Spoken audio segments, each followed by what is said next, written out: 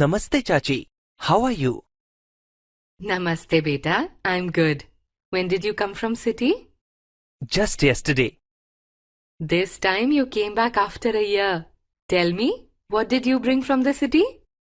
Chachi, Bhaiya brought a computer for me. Computer? What wastage of money. You should have brought a TV instead. Chachi, it's not wastage of money. A computer does lot more than a TV. You just can watch movies, serials, news and songs on a TV. But using a computer, you can connect to your family and friends who are far away from you. You can even see and talk to them sitting miles away. In addition, you can keep safe any kind of information in a computer. Big calculations can be done just in a blink of eye. Also, using a computer, you can book your railway tickets, operate your bank accounts, book your LPG cylinders, and get information on different government departments and ministries. Wow, a computer does so many things. I never knew. Sure, Chachi. For that you will have to come to my home. I'll show you my computer and will let you know how it works. Okay, then let's go. I'm so excited to see your computer. Sure, Chachi. Please come. So, Chetna, do you also know how to work on computer? Yes, Chachi, I know little about computer as I'm taught in my school. See, Chachi, this is our computer. Wow, it really looks just like a TV. But how can it be different from TV and how does it work? Well, first you need to learn and understand the basics of computer, to know about computer and how it works. After completing this module, you will be able to explain what is computer, identify the components of a computer, describe the computer memory, identify the hardware and software of a computer, set up a computer, start a computer. In this session, you learn about the basics of computer. So, let's start with defining a computer. Computer gets its name from the word compute, which means calculation. We have seen what a computer can do for us than just calculate. A computer is an electronic device used to store and process data and information. A computer takes data, processes it as per the instructions provided, and converts it into electronic information for us. A computer is a collection of hardware and software components that help us accomplish many different tasks. Hardware consists of the computer itself and any other equipment connected to it. Software is the set of instructions that the computer follows in performing a task. Today, computers are used in industries, schools, government offices, banks, railways, and shops. By using computers, we save a lot of time, effort, and money. On the basis of their size and performance, computers can be majorly classified as supercomputers, mainframe computers, microcomputers, notebook and laptop computers, personal digital assistant, and tablet. Click each type to know more about it. How a computer works. So, now we know what is computer and what kind of computers are there to facilitate us in doing different tasks. But how does it work? Let us see.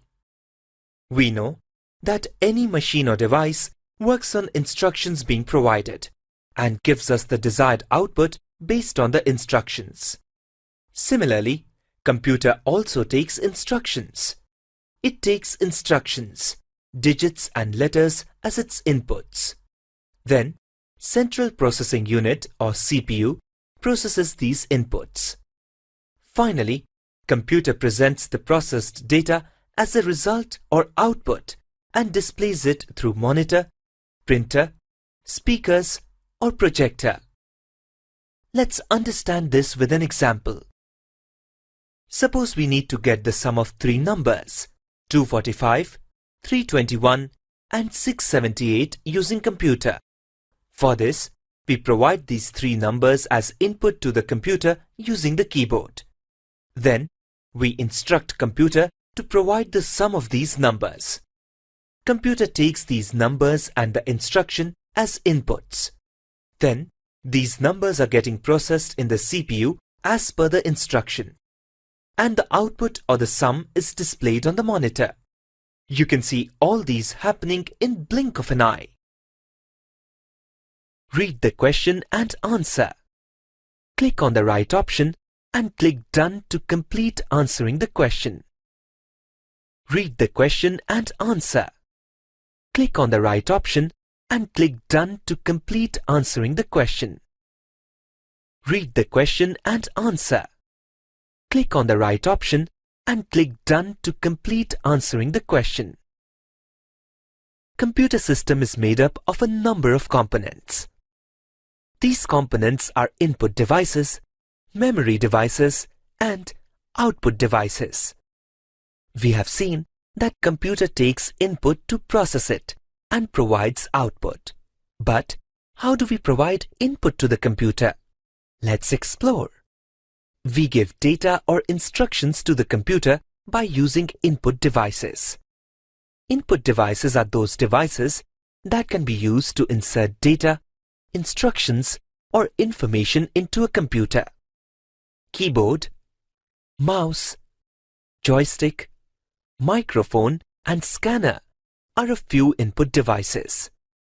Out of all these input devices, the most we will be using are the keyboard and the mouse. So, let us know them in more detail.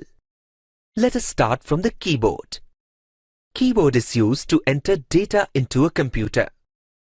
Now, let us see different types of keys and their functions. Typing keys. These here are typing keys.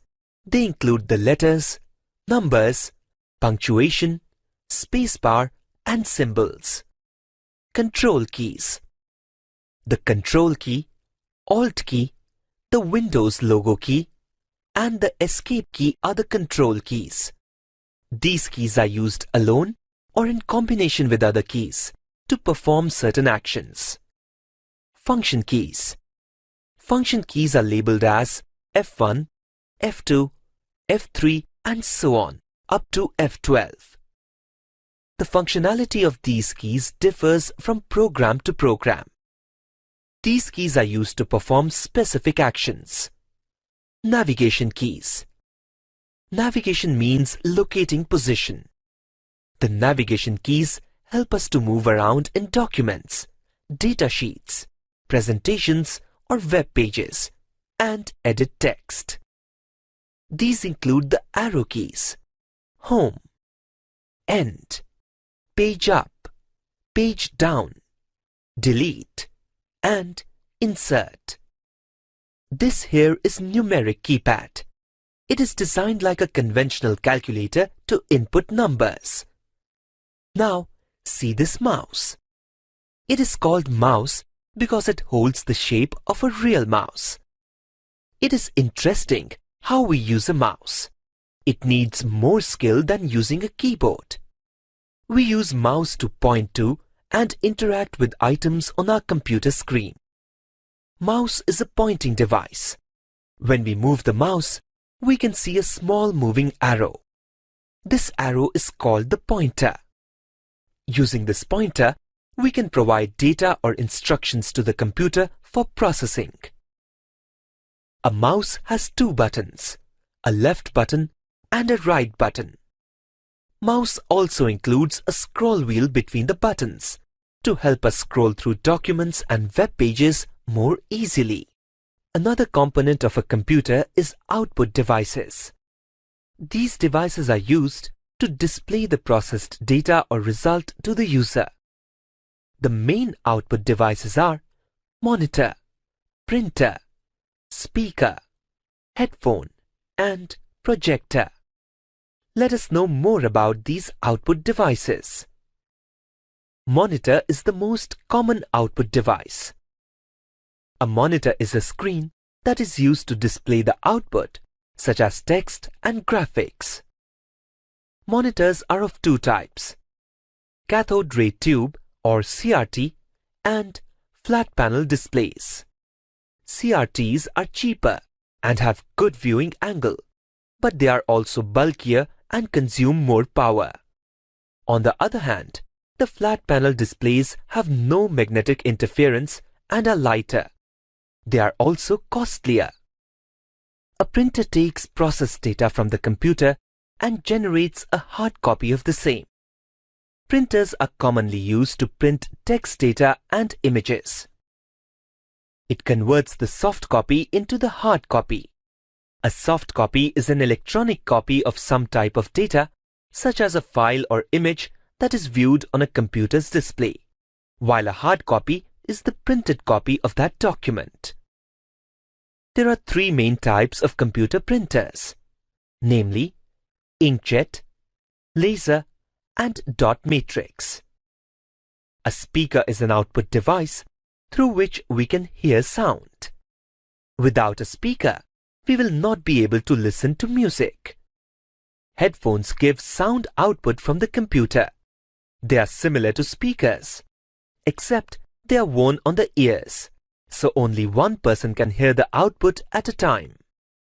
Projector is an output device with which an image and text is projected onto a flat screen. A projector is often used in meetings or to make presentations. It allows the display to be visible to many people. Read the question and answer. Click on the right option and click Done to complete answering the question. Read the question and answer. Click on the right option and click Done to complete answering the question. To understand computer memory, first let us see how we remember things. When someone tells us his or her name, what happens? We remember the name, right?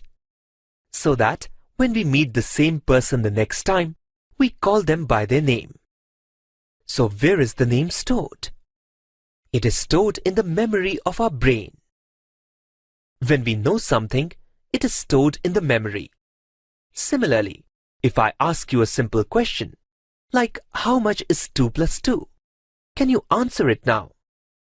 Right, 2 plus 2 is 4. So, how did you know? You did the calculation in your brain, right? Similarly, computer needs to remember things and do some calculation or simply process. It needs a memory. So, the place where computer stores data and programs is called computer memory. Computer has two types of memory.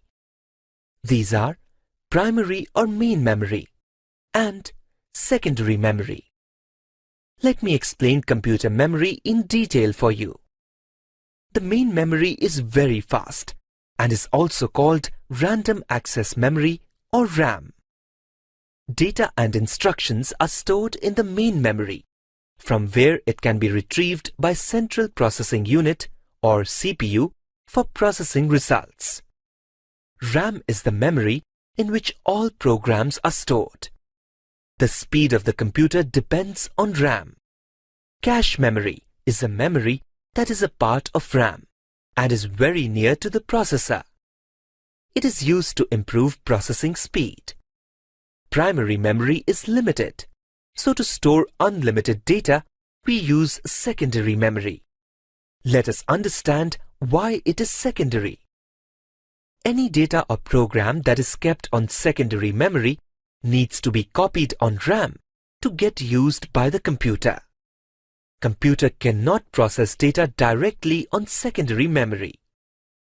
Examples of secondary memory are floppy disk, hard disk, magnetic tapes, pen drives, magnetic bubble memories, and optical memories. It is interesting to know about computer memory. Let us also know how computer stores data in its memory. Computer stores all information in just 2 digits, 0 and 1. A single binary digit, that is, a 1 or a 0, is called a bit. A group of 8 bits is called a byte. 1 byte is equal to 8 bits. 1 kilobyte or 1 KB is equal to 1024 bytes. 1 megabyte or 1 MB is equal to 1024 KB. 1 gigabyte or 1 GB is equal to 1024 MB.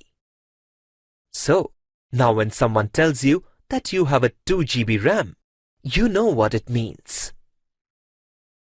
We know that a computer is a collection of hardware and software components. You must be curious to know what are these hardware and software. Let us check out. All physical components of a computer that can be touched or felt are called hardware. The electronic circuits and mechanical components of a computer, such as hard disk, printers, central processing unit, keyboard, and mouse, are examples of hardware. The hardware devices are very important, but they are useless without the instructions that control them. These instructions that are used to control hardware and accomplish tasks are called software.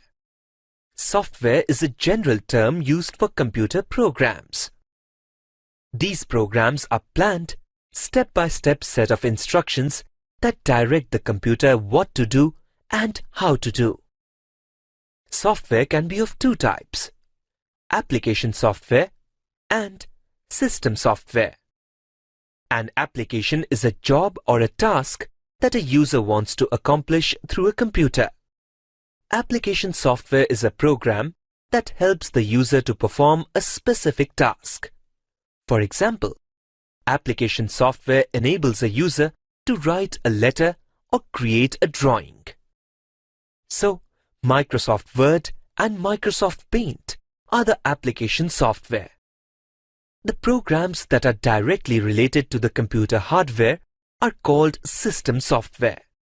For example, to run a computer, we need an operating system, about which we are going to learn later.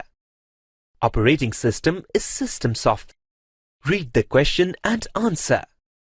Click on the right option and click Done to complete answering the question.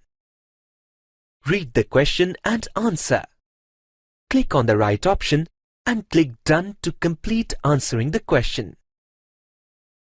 Let's summarize what we have discussed in this topic. A computer is an electronic device used to store and process data and information. Computer takes input, processes it, and then gives output as per the given instructions. Input devices are those devices that can be used to insert data, instructions, or information into a computer. For example, keyboard, mouse, or joystick. Output devices are those devices that display the processed data or result to the user.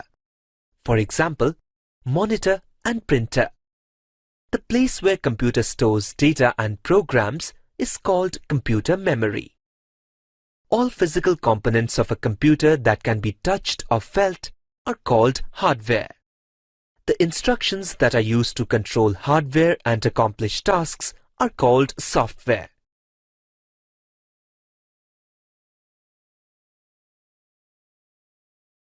In the last session, we learned what is computer and how it works. In this session, we'll discuss how to set up and start a computer. A computer or computer system mainly consists of a system unit or case and other devices such as monitor, keyboard, mouse, speakers, and microphone. In order to use a computer, we need to connect all the devices to the system unit. Let's see how to connect all these. First, place the monitor on a desk or table. Then, place the system unit near the monitor because we need to connect a few wires between them. It can be under the table on a dry stool or beside the monitor. Be sure of the place where the system unit is to be kept. The place should be well ventilated and has good airflow. This will help to prevent the system unit from overheating. Look at the rear portion of the system unit. It has all various connection slots or ports for connecting various devices. First, connect the monitor to the system unit. This is the video port of the system unit. It is called VGA port. This is the VGA cable of the monitor. The color of the video port and the connectors of the VGA cable is blue to make them easier to identify. Now, connect one end of the VGA cable to the video port on the system unit and the other end to the monitor. Now, we need to connect the keyboard to the system unit. Keyboard has two types of connectors. They are PS2 connector and USB connector. We can connect the keyboard to any of the two ports, depending on its type. A desktop computer keyboard often comes with PS2 connector. Connect the keyboard using its port to the keyboard port in the system unit. After connecting the monitor and the keyboard, we need to connect the mouse. Mouse has three models of connectors. These are PS2, serial, and USB connector. If the mouse has a PS2 connector, connect it to the PS2 mouse port in the system unit. If the mouse has a serial connector, connect it to the serial port in system unit. And if the mouse has a USB connector, connect it to any USB port in system unit. Now, we need to connect the printer to the system unit. Printer has two models of connectors. They are parallel port connector and USB connector. We can connect the printer to any one of the two ports in the system unit, depending on the type of connector in the printer. Now that all the main peripherals like monitor, keyboard, mouse and printer are connected to the system unit, all we have to do is to provide power supply to the system unit and the monitor using two power supply cables that come with the computer. Plug one power supply cable into the power supply plug in the system unit. Plug another power supply cable into the monitor. Now, plug both these power supply cables to the power plugs on a switchboard. Now, the computer system is ready to use. Read the question and answer. Click on the right option and click Done to complete answering the question. We now know how to assemble all the peripherals together and set up a computer. Now, bring it into its life. Let's start it. To start a computer, first, switch on the power supply for both the system unit and the monitor. Now, press the power button of the system unit. It is usually located on the front side of the system unit. Ensure that the LED of the system unit is turned on. Next, switch on the monitor. To switch it on, press the power button that is located on the front or the bottom side of the monitor. Ensure that the LED of monitor is turned on. Within a few seconds, the display appears on the monitor. Here, you can see the boot screen as soon as the computer starts. Wait until everything is loaded and Windows desktop screen appears as shown here. Now our computer is ready to use. Read the question and answer. Click on the right option and click Done to complete answering the question. Some common problems might occur when we try to start a computer. Even after it has started, some problems like keyboard or mouse isn't working can occur. We need not worry about such problems. We can resolve such problems ourselves. Let us see some common problems and the troubleshooting methods to resolve these.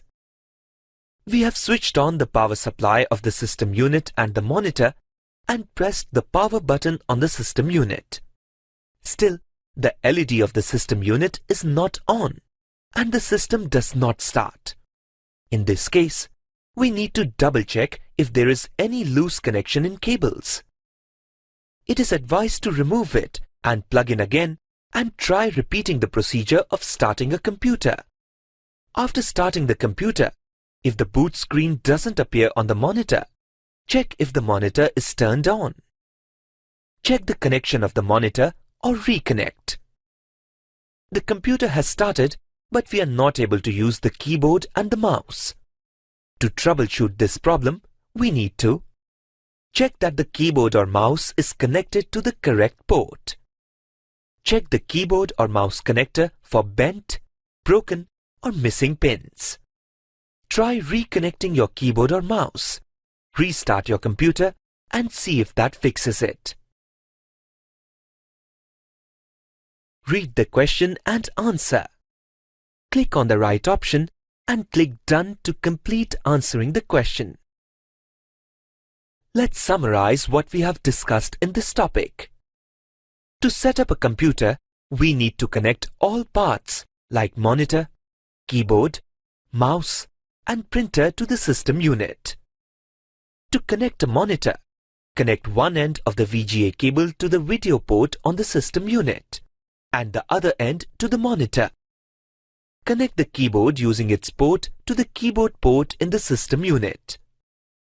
Provide power supply to the system unit and the monitor using two power supply cables.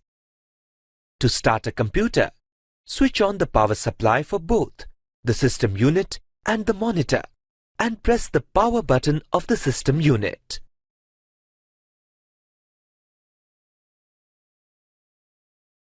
Bhaiya, now I know how computer is useful to us. I am now curious to know more about it. Good to know this, dear. This is just the starting of the journey. There are many more interesting things waiting for you. For now, you know how to switch on this computer. Can you please switch it on for me? Sure, Bhaiya. Oh, last time also when you turned on the computer, the same screen was there. You are very smart. You notice a lot of things. This screen always appears when you switch on this computer. This is because of a program that comes preloaded in the computer. Oh, what is this program called? This is the operating system of this computer. Operating system? Yes, the operating system. This is the program that helps us to interact with computer programs. Interesting. So, let us now know more about operating system and its types. We will also know about some basic functionalities of operating system. After completing this module, you will be able to describe the functions of operating system, explain graphical user interface or GUI, personalize the Windows desktop, manage files and folders in a computer, use computer accessories. Bhaiya, now I know how computer is useful to us. I am now curious to know more about it. Good to know this, dear. This is just the starting of the journey. There are many more interesting things waiting for you. For now, you know how to switch on this computer. Can you please switch it on for me? Sure, Bhaiya. Oh, last time also when you turned on the computer, the same screen was there. You are very smart. You notice a lot of things. This screen always appears when you switch on this computer. This is because of a program that comes preloaded in the computer. Oh, what is this program called? This is the operating system of this computer. Operating system? Yes, the operating system. This is the program that helps us to interact with computer programs. Interesting. So, let us now know more about operating system and its types. We will also know about some basic functionalities of operating system. After completing this module, you will be able to describe the functions of operating system, explain graphical user interface or GUI, personalize the Windows desktop, manage files and folders in a computer, use computer accessories.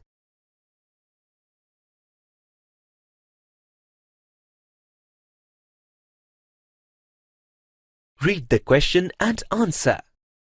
click on the right option and click Done to complete answering the question. We have seen that the operating system plays an important role in using a computer. Let's see various functions of the operating system. It controls and coordinates the operations of a computer. It eases the interaction between the user and the computer. It controls input and output devices. It controls execution of computer programs. It manages the use of the main memory of computer. It helps the user to manage and manipulate files.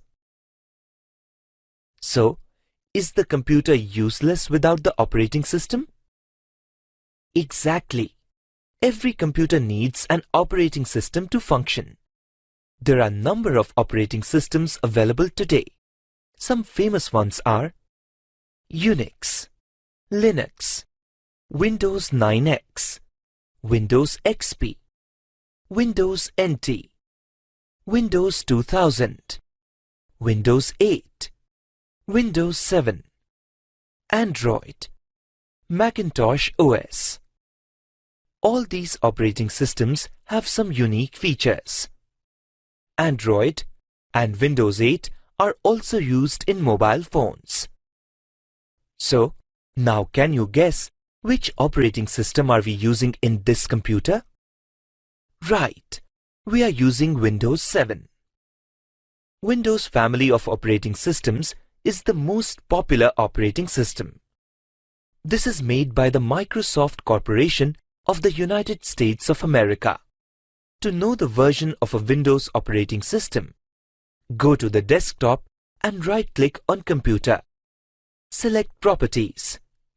Here you can see the name and version of the Windows operating system. Read the question and answer. Click on the right option and click Done to complete answering the question. Operating system can be user-friendly with many icons and images, or it can be just text or characters based. Based on this feature, operating system can be categorized into two types: Character User Interface or CUI, Graphical User Interface or GUI. Look at the following images. First image does not have any icons or images. It has only text and characters. Hence, it is called Character User Interface.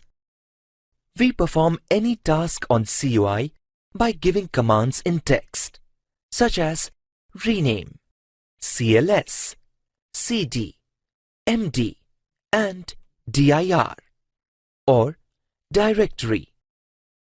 Example of CUI is Disk Operating System or DOS, or DOS. Now, look at the second image. This image has a background picture as well as many icons. Hence, we call it a graphical user interface. Examples of GUI are Windows XP, Windows NT, and Windows 7. Let us know more about Windows 7. Look at the GUI of Windows 7. This interface makes it easy for you to interact with the applications that you want to use. It also helps you to choose programs and keep them organized. Windows are a WYS, WYG kind of graphical user interface. Means, what you see is what you get. If the operating system on your computer is Windows, the first screen that appears after switching on the computer is the desktop. The desktop is similar to the top of our desk. As we can keep all the things like a pen to write, brushes to paint, calculator, and alarm clock on our desk, we can use the Windows desktop to keep all the applications and utilities organized in the computer.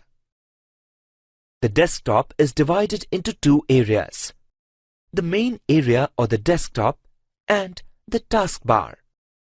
The narrow strip here at the bottom is called the taskbar. The taskbar contains a Start button, that we can use to access all the programs of the computer. You can also pin various programs to the taskbar as icons that can be used to quick access of the programs. The taskbar has a clock at the right side. The desktop has a background. The background is called the wallpaper of the computer. We will learn more about using desktop in the next session. Read the question and answer. Click on the right option and click Done to complete answering the question. Let's summarize what we have discussed in this topic. Operating system is an interface between user and computer that enables the user to effectively use the system resources and access other programs. Windows operating system is the most popular operating system. Operating system can be categorized into two types: Character User Interface or CUI and Graphical User Interface or GUI. The desktop is divided into two areas: the desktop and the taskbar.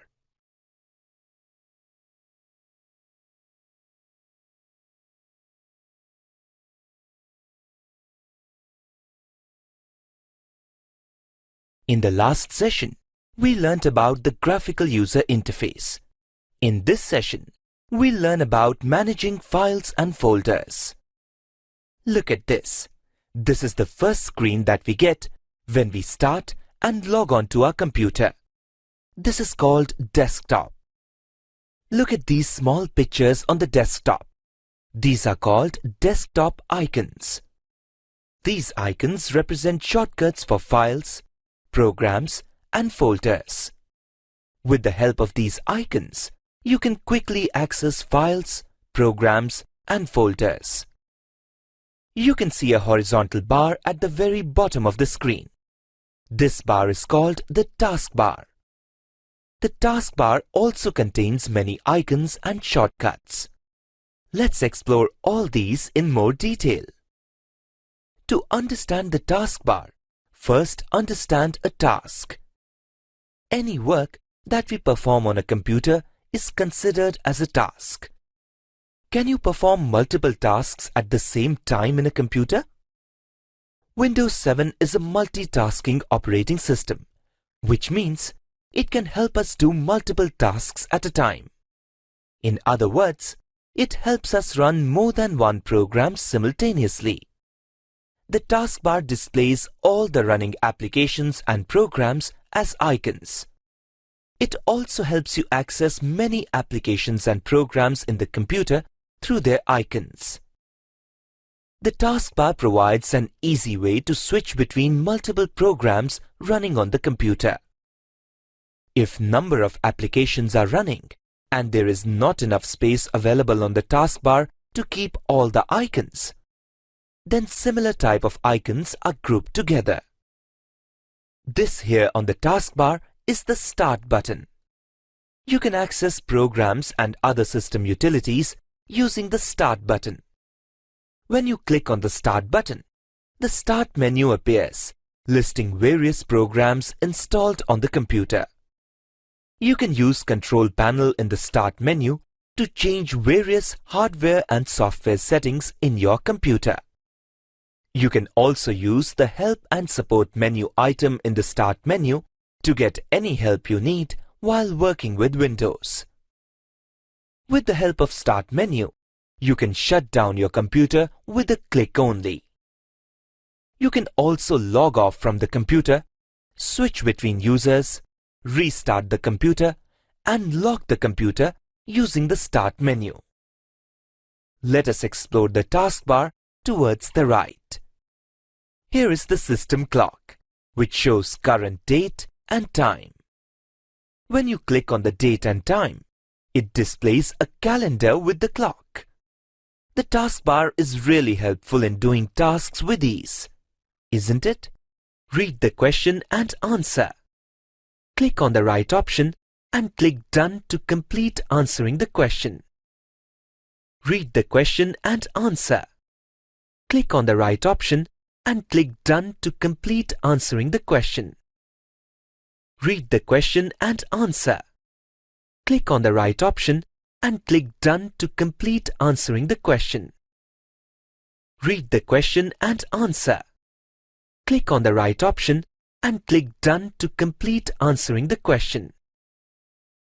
How do we manage if we have to keep number of loose papers? We keep these in a folder, right? Similarly, we can create folders in a computer to store computer files.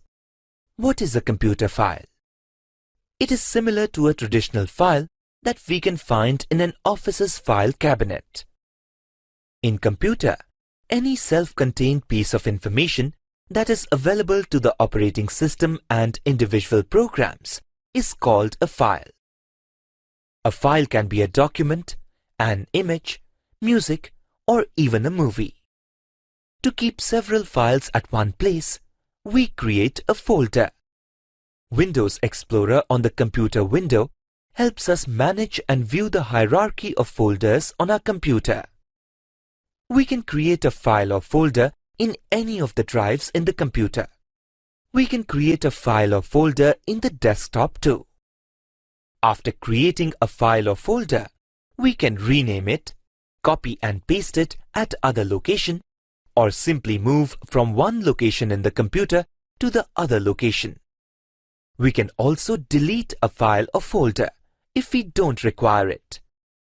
If we manage our files and folders well, it saves us a lot of time and helps us work more efficiently. To manage files and folders, we need to be able to work with files and folders. Let's see how to create a new folder in Drive D. Rename it as Chetna. Copy this folder and paste it to Drive E. To create a new folder, click on the Start button to show the Start menu. Click on the computer to display the computer window or Windows Explorer. Click on the Local Disk D icon to view the content in Drive D. Click on the New folder in the menu bar to create a new folder. You can give a name to the new folder and then press Enter. If you don't want to name the folder at this moment of time, pressing Enter creates a folder with default name as New folder. Alternatively, right-click on an empty space in the right panel of the selected drive. A pop-up menu appears. Point the mouse to the new option and then click Folder. Press Enter to create a folder with default name as New folder. Now, rename the new folder to Chetna. To rename the folder, select the folder. Click on the Organize drop-down menu in the menu bar. Select Rename from the menu. Type Chetna and press Enter. The new folder has been renamed to Chetna. A file or folder name can't contain any of the characters displayed on the screen. Now, copy the Chetna folder and paste it to Local Disk E. To copy and paste a folder, locate the folder.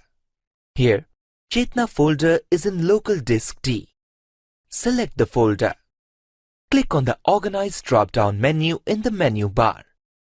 Select Copy from the menu. The folder has been copied. Select Local Disk E, where you have to paste the folder.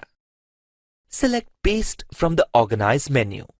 A copy of this folder Chetna has been pasted in Local Disk E. To summarize, let's see the steps below to create a new folder, rename it, copy it, and paste it. To create a new folder, Step 1. Click on the Start button. Step 2. Click on Computer. Step 3. Click on the Local Disk D. Step 4. Click on the New folder in the menu bar. Step 5. Press Enter to create the new folder. To rename a folder, Step 1. Select the folder. Step 2.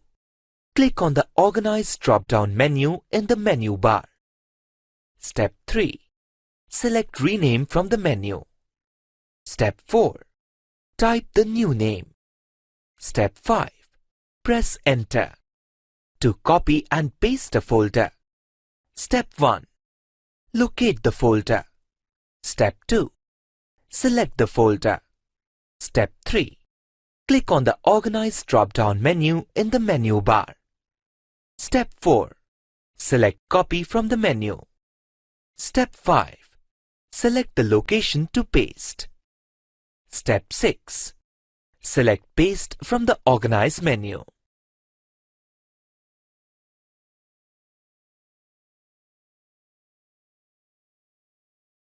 Read the question and answer.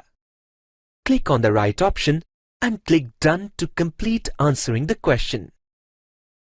Read the question and answer.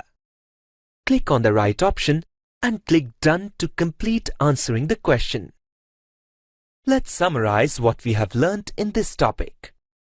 Small pictures on the desktop are called desktop icons. Desktop icons represent shortcuts for files, programs, and folders. Horizontal bar at the very bottom of the screen is called the taskbar. Any work that we perform on a computer is considered as a task. Control panel helps change various hardware and software settings in a computer. Help and support helps get any help if you need while working with Windows.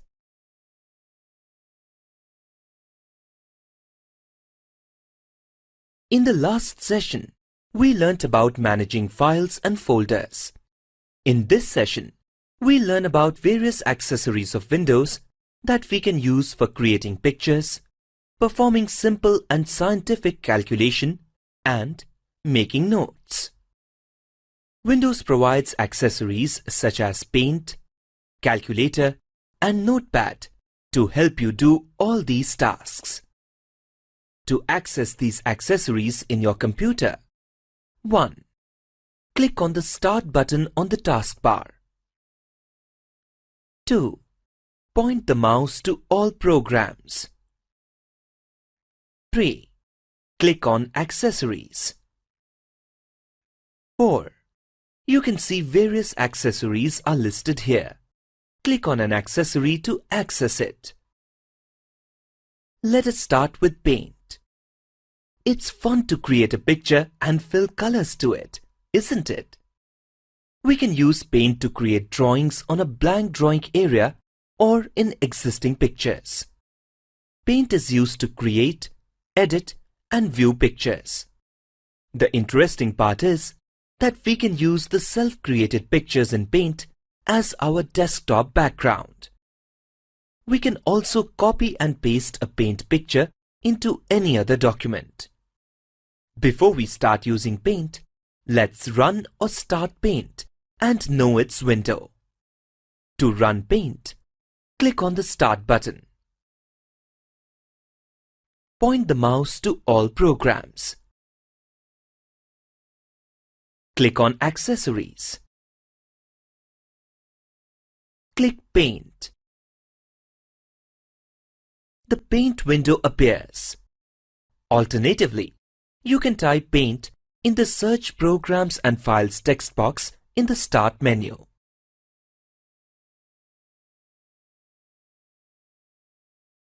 Look at this Paint window.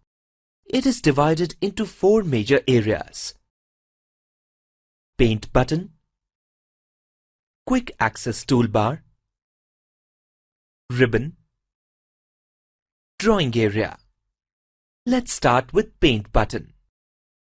This is a Paint button. You can perform many actions using this button. Various options in the Paint button are Open, New, Save as, Print. Open. This option helps you open an existing Paint file. New. This option helps you create a new Paint file. Save. This option helps you save a Paint file. Print. This option helps you print a Paint file. Now look at this. This is Quick Access toolbar. As the name suggests, It helps you quickly access frequently used tools, such as save, redo, and undo. You can also customize the quick access toolbar by selecting items from the drop-down list. Look at this ribbon. Ribbon contains two tabs: Home and View. Let us first know about Home tab. The Home tab provides tools that help in creating and editing images. Home tab provides many options that are majorly categorized into various sections.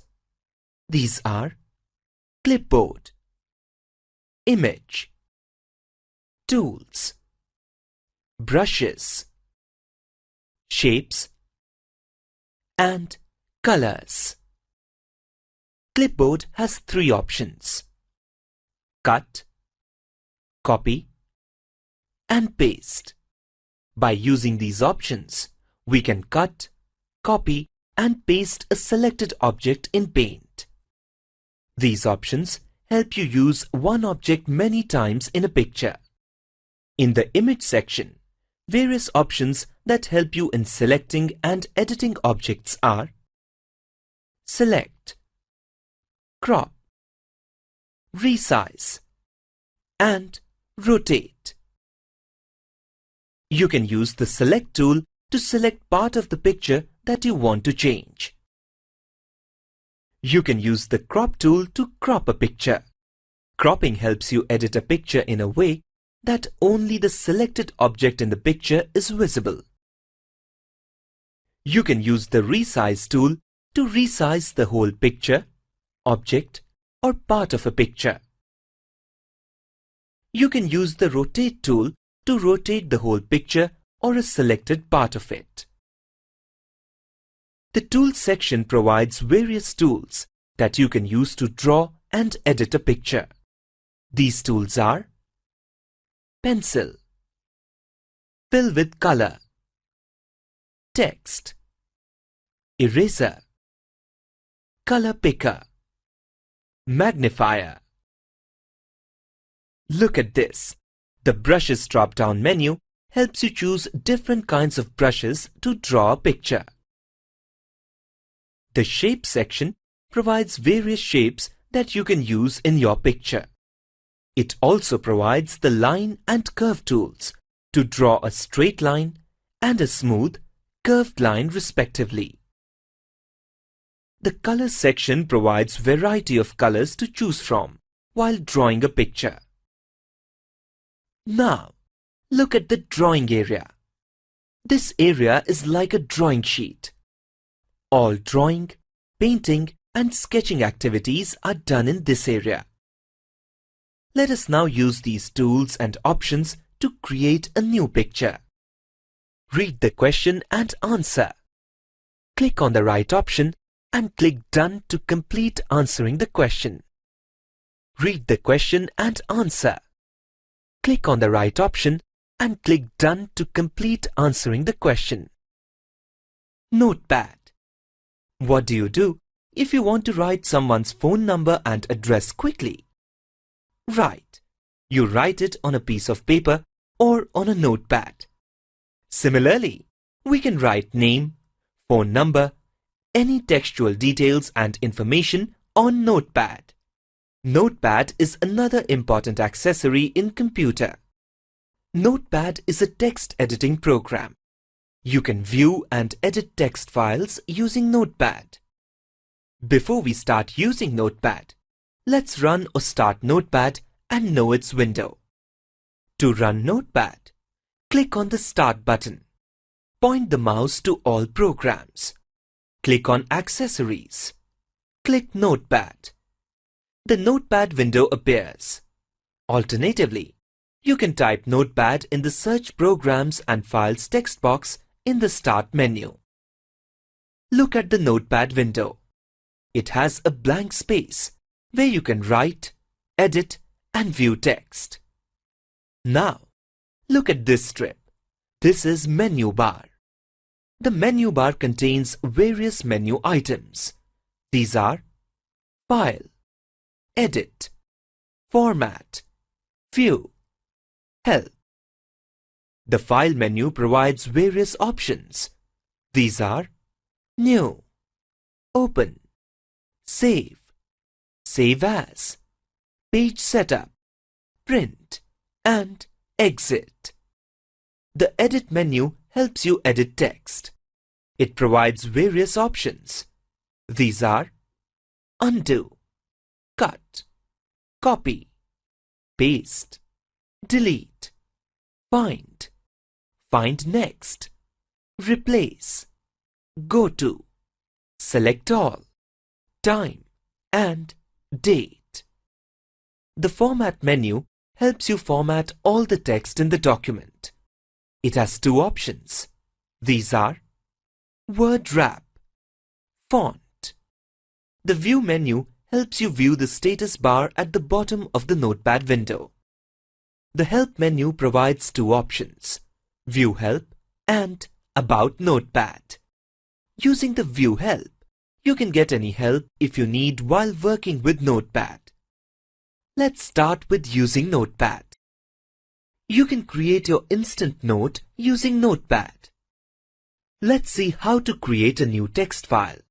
Copy a text, paste the copied text, insert current date and time, change the font to Arial with size 36 and style bold, and save this text file as Chetna's Notes. To create a new text file, open the Notepad window.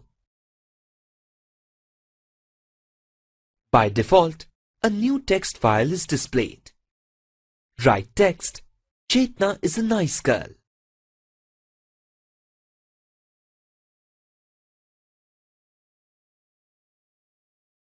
Select the text you want to copy.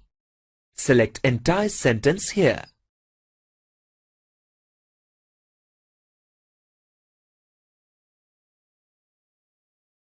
Click on the Edit menu and select Copy.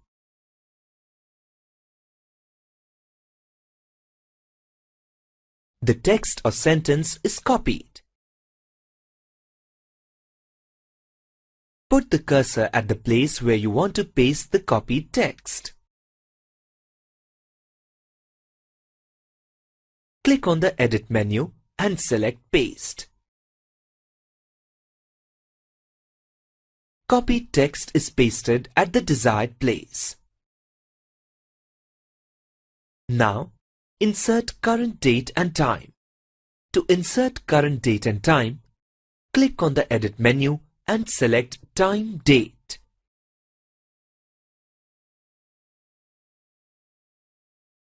Now, apply the desired font.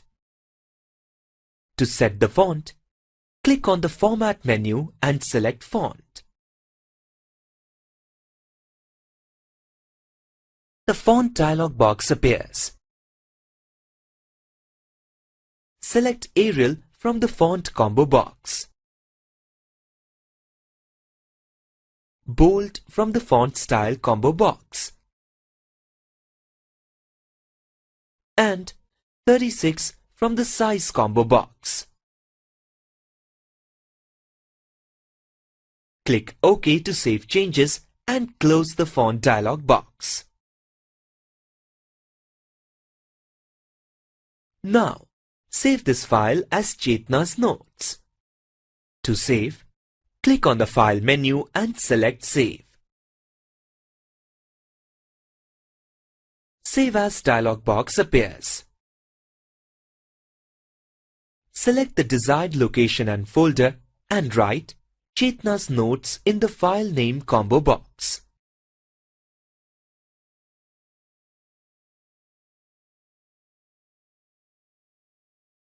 Click Save to save the file as Chetna's Notes. The text file is saved in the desired folder. To summarize, let's see the steps to create, edit, and save a text file using Notepad. Step 1. Open the Notepad window.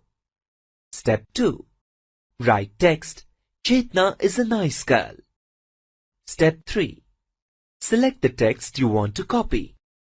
Step 4. click on the Edit menu and select Copy. Step 5. Put the cursor at the place where you want to paste the copied text. Step 6. Click on the Edit menu and select Paste. Step 7. Click on the Edit menu and select Time, Date. Step 8. Click on the Format menu and select Font. Step 9. Select the desired font type, style, and size in the font dialog box. Step 10. Click OK to save changes and close the font dialog box. Step 11. Click on the File menu and select Save. Step 12. Select the desired location and folder and write the file name in the File Name combo box. Step 13. Click Save to save the file. Read the question and answer. Click on the right option and click Done to complete answering the question. There is always a bit of calculation in our daily life. Whether we go to a grocery shop, travel, or study, we need to calculate weight, amount, or time. How do we calculate these? Often, we are able to do the small calculations in our mind only. But, for larger calculations, we use calculator. Computer also provides calculator as an accessory tool. Calculator helps you to perform simple calculations such as addition, subtraction, multiplication, and division. You can also use the calculator to do programming, scientific, and statistical calculations. Before we start using calculator, let's run or start calculator and know its window. To run calculator, click on the Start button. Point the mouse to all programs. Click on Accessories. Click Calculator. The calculator window appears. The calculator window has a menu bar that contains various menu items such as View, Edit, and Help. The View menu helps you select the mode of the calculator that you want to use. These modes are Standard, Scientific, Programmer, and Statistics. The View menu also provides History option that you can select to keep track of all the calculations that the calculator performs in a session.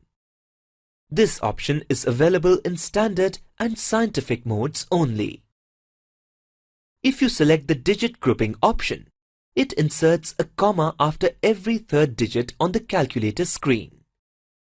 The View menu also provides various options to select the type of calculation that you want to do.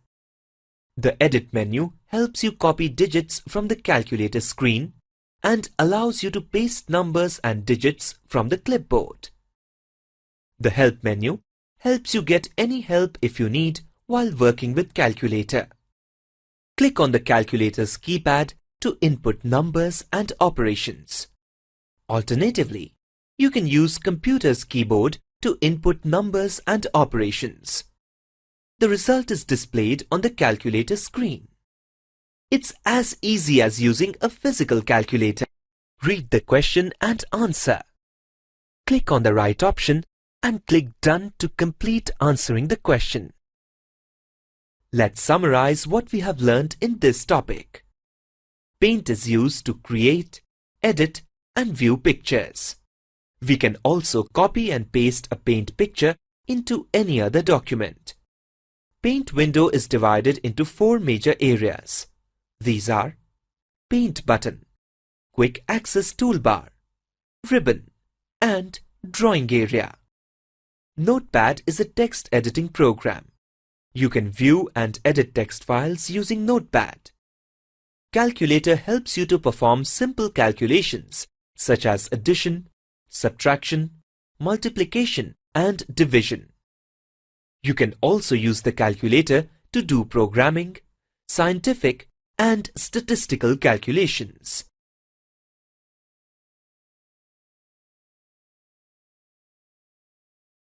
Bhaiya, it's really fun working with the computer.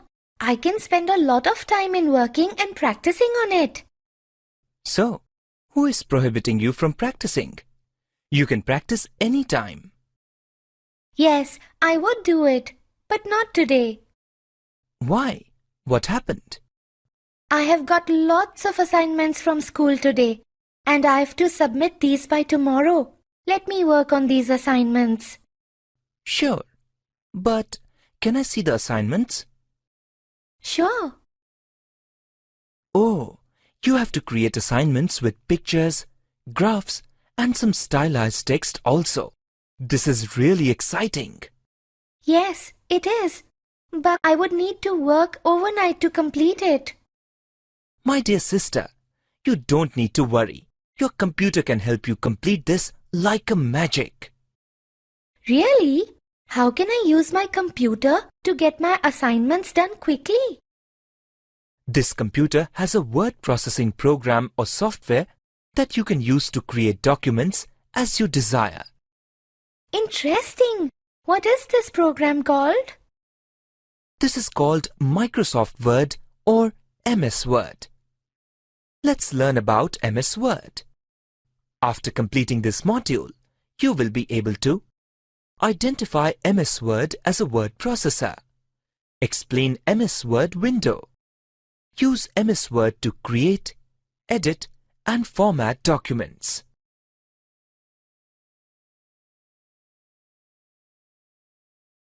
Microsoft Word or MS Word or Word is a word processing program that comes with Microsoft Office suite. Microsoft Office or MS Office is an office suite for desktop applications and servers of Microsoft. Some of the most used applications are MS Word, MS Excel, MS PowerPoint, and MS Access. MS Word is a word processing program which is used to increase the readability of any text. It also helps you to share data and documents, use communication tools, access the internet, and print or publish documents. By using MS Word, you can create various kinds of documents such as letters, memos, and reports. You can also edit, format, and print the created documents. You can apply various font styles, font color, insert pictures, graphs, and tables into a document. Before we start using MS Word, let's run or start Word and know its window. To run MS Word, click on the Start button. Point the mouse to All Programs. Click on Microsoft Office. Click Microsoft Office Word 2007. A new document window appears. Look at this document window. It is divided into various parts. These are Title Bar, Quick Access Toolbar, Ribbon, Ruler, Workspace or Text Area, Scroll Bars, and Status Bar. The Title Bar displays name of the current active document and the program name. You can alter the size of the document window by double-clicking on the title bar. Show the document size coming to its normal state when the title bar is double-clicked. The title bar contains Office button and Minimize, Restore Down, Maximize, and Close buttons. Let us know about them. The Office button displays list of recent documents.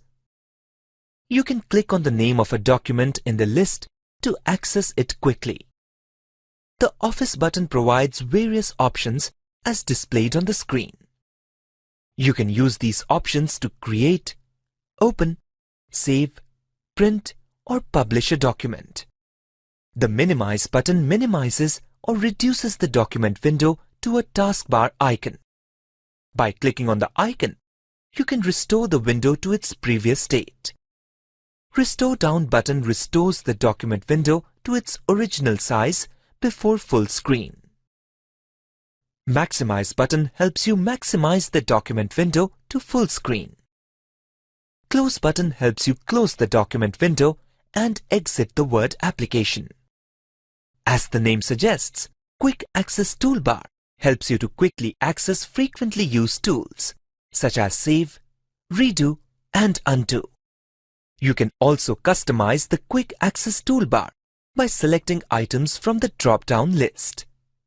By default, Quick Access Toolbar is placed above ribbon. You can customize its location to below the ribbon by selecting Show Below the Ribbon option from the drop-down list. Look at the ribbon now.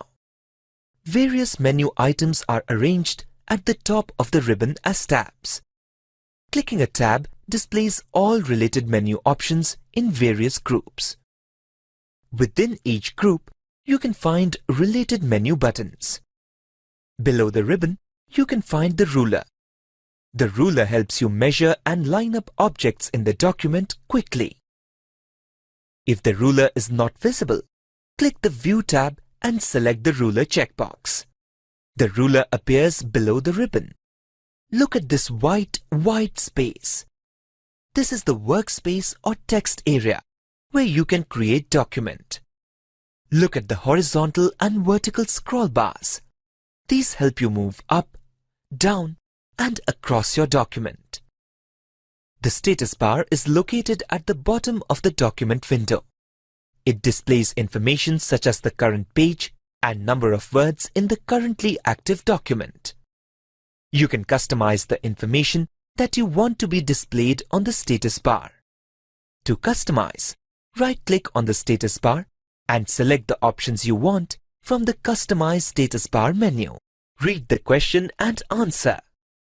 Click on the right option and click Done to complete answering the question. Read the question and answer. Click on the right option and click Done to complete answering the question. Read the question and answer. Click on the right option and click Done to complete answering the question. Ribbon. So now you are familiar with the parts of a document window. Let's explore the ribbon in more detail, as you will be using this part more frequently while working with the document. The ribbon consists of various menu tabs that help you access program features. These tabs are Home, Insert, Page Layout, References, Mailings, Review, View, Design, and Layout. Click each tab to know more about it. The Home tab. The Home tab helps you format text and paragraphs. The Home tab contains menu options in various groups. These groups are Clipboard, Font, Paragraph, Styles, and Editing. The Clipboard group provides access to various menu options. These menu options are Cut, Copy, Paste, and Format Painter. The Cut, Copy, and Paste options help you copy or move any selected text in a document. The Format Painter helps copy selected formatting and apply it to another. The Font group provides access to various menu options that help change the font face, size, type, and color of the selected text. The Paragraph group provides options to align and indent text in a paragraph. It also helps you apply list, bullet, and numbering to a paragraph and sort the selected text and numerical data. The Styles group helps you apply various styles such as normal, no spacing, heading 1, heading 2, title, and subtitle to the selected text in the document. The Editing tab helps you search and find text in the document. You can also use the Replace menu option to replace a text and its multiple occurrences in the document. The Insert tab. As the name suggests, it helps you insert pages, tables, illustrations, links, header and footer, text, and symbol into the document. The Page Layout tab provides options to apply themes to your document, set up a page, set page background, apply paragraph indentation, apply paragraph indentation and spacing, and arrange various objects in the document. The References tab helps you create table of contents and insert footnotes, citation and bibliography, captions, index, and table of authorities. The Mailings tab helps you prepare a form document or letter where each copy is intended to be sent to multiple recipients. The various groups in the tab help you create envelopes and labels, include recipients to your document, write and insert fields such as address and greeting line. Preview the results and check errors before finalizing and finishing. Mail merge is an important feature in MS Word. You can write a customized letter or flyer to all your friends in one shot by using this feature. The Review tab.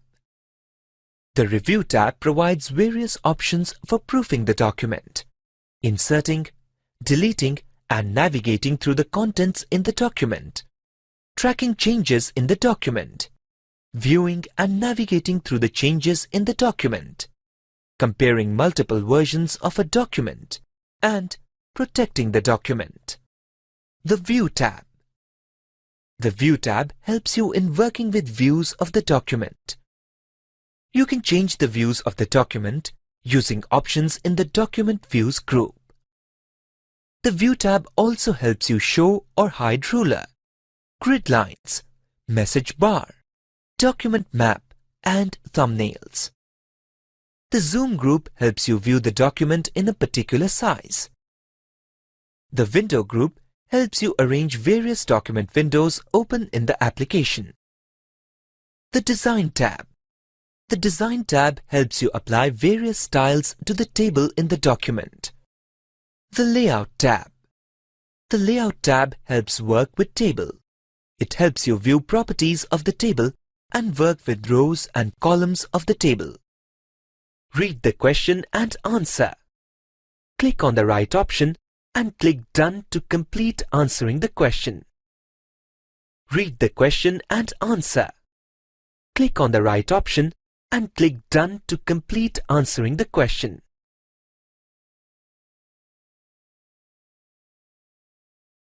In the last session, we learnt about the document window of MS Word. In this session, we'll learn how to create and manage documents in MS Word. When we run the MS Word application, a new or blank document is opened by default, with name as Document 1. We can use this default document as a new document to write text. MS Word also allows you to create different kinds of new documents using existing templates in the application. To create a new document using templates, click on the Office button and select New. A new document dialog box appears.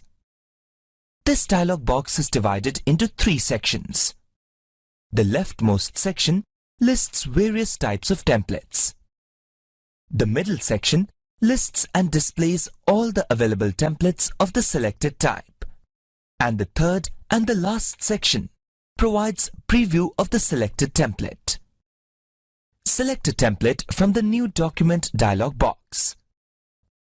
The Create button at the bottom right corner of the dialog box is replaced with the Download button if you select any template type from Microsoft Office Online category. Click Create or Download to create a document based on the selected template. A document is created where you can write text and insert images or pictures. You can now customize the document size using various options in the Page Setup group under the Page Layout tab. To set the document size, click on the Page Layout tab. Select Margins, Orientation as Portrait or Landscape, and Size to set the page. Once you're done with creating a new document, you need to save it. After completing your works with the created document and saving it properly, you need to close it and exit the application. To close the document, click on the Office button and select Close. Alternatively, you can click on the Close button on the title bar to close the document. To exit the MS Word application, click on the Office button and select Exit Word option. You can create a new document and save it in your computer for later use. Let's see how to create and save a new document. To create and save a new document, click on the Start button. Point the mouse to all programs. Click Microsoft Office. Click Microsoft Office Word 2007. A new document as Document 1 is created. Click on the Office button and select Save. Save as dialog box appears. Choose the location and folder in which you want to save the document. Double-click the folder to open it. Write the desired file name for the document in the field name combo box. Select the type of document from the Save As Type drop-down menu. By default, it is set as Word document. Click Save to save the document and close the Save As dialog box. To summarize, let's see the steps below to create and save a new document. Step 1. Click on the Start button. Step 2. Point the mouse to all programs. Step 3. Click Microsoft Office. Step 4. Click Microsoft Office Word 2007. Step 5. Click on the Office button and select Save. Step 6. Choose the location and folder. Step 7. Write file name in the File Name combo box. Step 8. Select the type of document from the Save As Type drop-down list. Step 9. Click Save. Read the question and answer. Click on the right option and click Done to complete answering the question. So, now you are able to create a new document. You have created a document with name as Chetna document and saved it in Chetna folder under Local Disk E. You may be required to reopen the saved document for adding some more text or editing some part of it. The Office button provides an option, Open, to open an existing document. In the Open dialog box, you can explore the saved document and click Open to open the document. The Open drop-down menu provides options to open the document as read-only, as a copy, or open and repair it. By default, all the files in MS Word are saved in My Documents folder. Therefore, by default, the Open dialog box displays the files of My Document folder. To open the files saved in another folder, you need to browse through the folders in the Open dialog box. You can also open non-Word documents using the Open option. In the Open dialog box, the drop-down menu to the right of File Name combo box allows you to select the type of document you want to open. The drop-down menu lists the types of documents as displayed on the screen. What would you do if the data that you want to enter in a cell is too long for the column to accommodate? Right, you would need to increase the column width and row height to accommodate the contents in the cell. Let's see how to change column width. To change column width, 1. Click on the column heading. 2. Click on the Format drop-down menu in the Cells group of the Home tab. 3. Select the column width option. The column width dialog box appears. 4. Enter the desired column width in the column width text box. 5. Click OK to apply the change in column width. When you select the Auto Fit Column Width option, MS Excel automatically resizes the column width to accommodate cell contents. You can also use the mouse to increase or decrease the column width by dragging the border of the column. Position the mouse pointer on the right border of the column header. Press the left mouse button and drag it to the right to increase the column width or towards the left to decrease the width. Release the mouse button when the desired width is set. Now, let's see how to change row height. To change row height, 1. Click on the row heading. 2. Click on the Format drop-down menu in the Cells group of the Home tab. 3. Select the Row Height option. The Row Height dialog box appears. 4. Enter the desired row height in the Row Height text box. 5. Click OK to apply the change in row height. You can also use the mouse to change row height by dragging the row header border. Now, we know how to create, save, and open a document in MS Word. Let's see how to insert, delete, modify, and copy text in a Word document. We use keyboard to write text in a Word document. Before we start inserting any text, we can see that the cursor is blinking at the starting point of the document. This means that whatever we write in a new document, it starts from the location where the cursor is blinking. As we type, the cursor moves forward. We press spacebar on the keyboard to put one space after a word or a character. When we reach at the end of a line, Word automatically helps wrap the text to next line. This eliminates the need to press the Enter key until we want to start the text in a new line. When we press the Enter key, the cursor moves to the next line. This allows us to write text in a new line.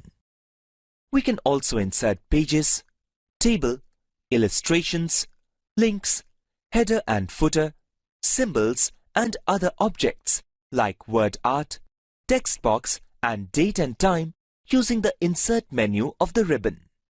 We can also edit text in a document.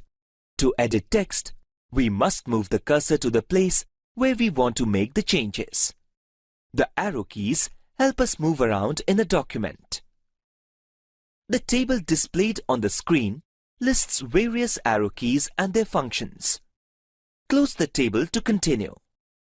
In order to edit a document, we can insert, delete, copy, cut, and paste text. Word is usually in the insert mode. As we type in text, it is pushed to the right and down. To delete text, we need to press either the backspace or the delete key. The delete key removes the character from its current cursor position. The backspace key removes the character one position to the left of the current cursor position. We can also undo and redo the edits that we have done in the current document. We can use undo and redo commands from the Quick Access toolbar. The undo command helps reverse the actions. Suppose we have typed in some text and accidentally deleted it. Then, we can click on the undo button to restore the deleted text. Alternatively, we can press Ctrl and Z keys together to perform the undo task. The redo command helps reverse the last undo. So, if we have restored the deleted text by undo command, the redo command will again delete it. To redo a change, we need to click the redo button in the Quick Access toolbar. Alternatively, we can press Ctrl and Y keys together. While editing a document, we can also copy or cut text, line, or paragraph and paste it to other place in the document. To copy or cut text, we must first select it. We can select text using keyboard, mouse, or both.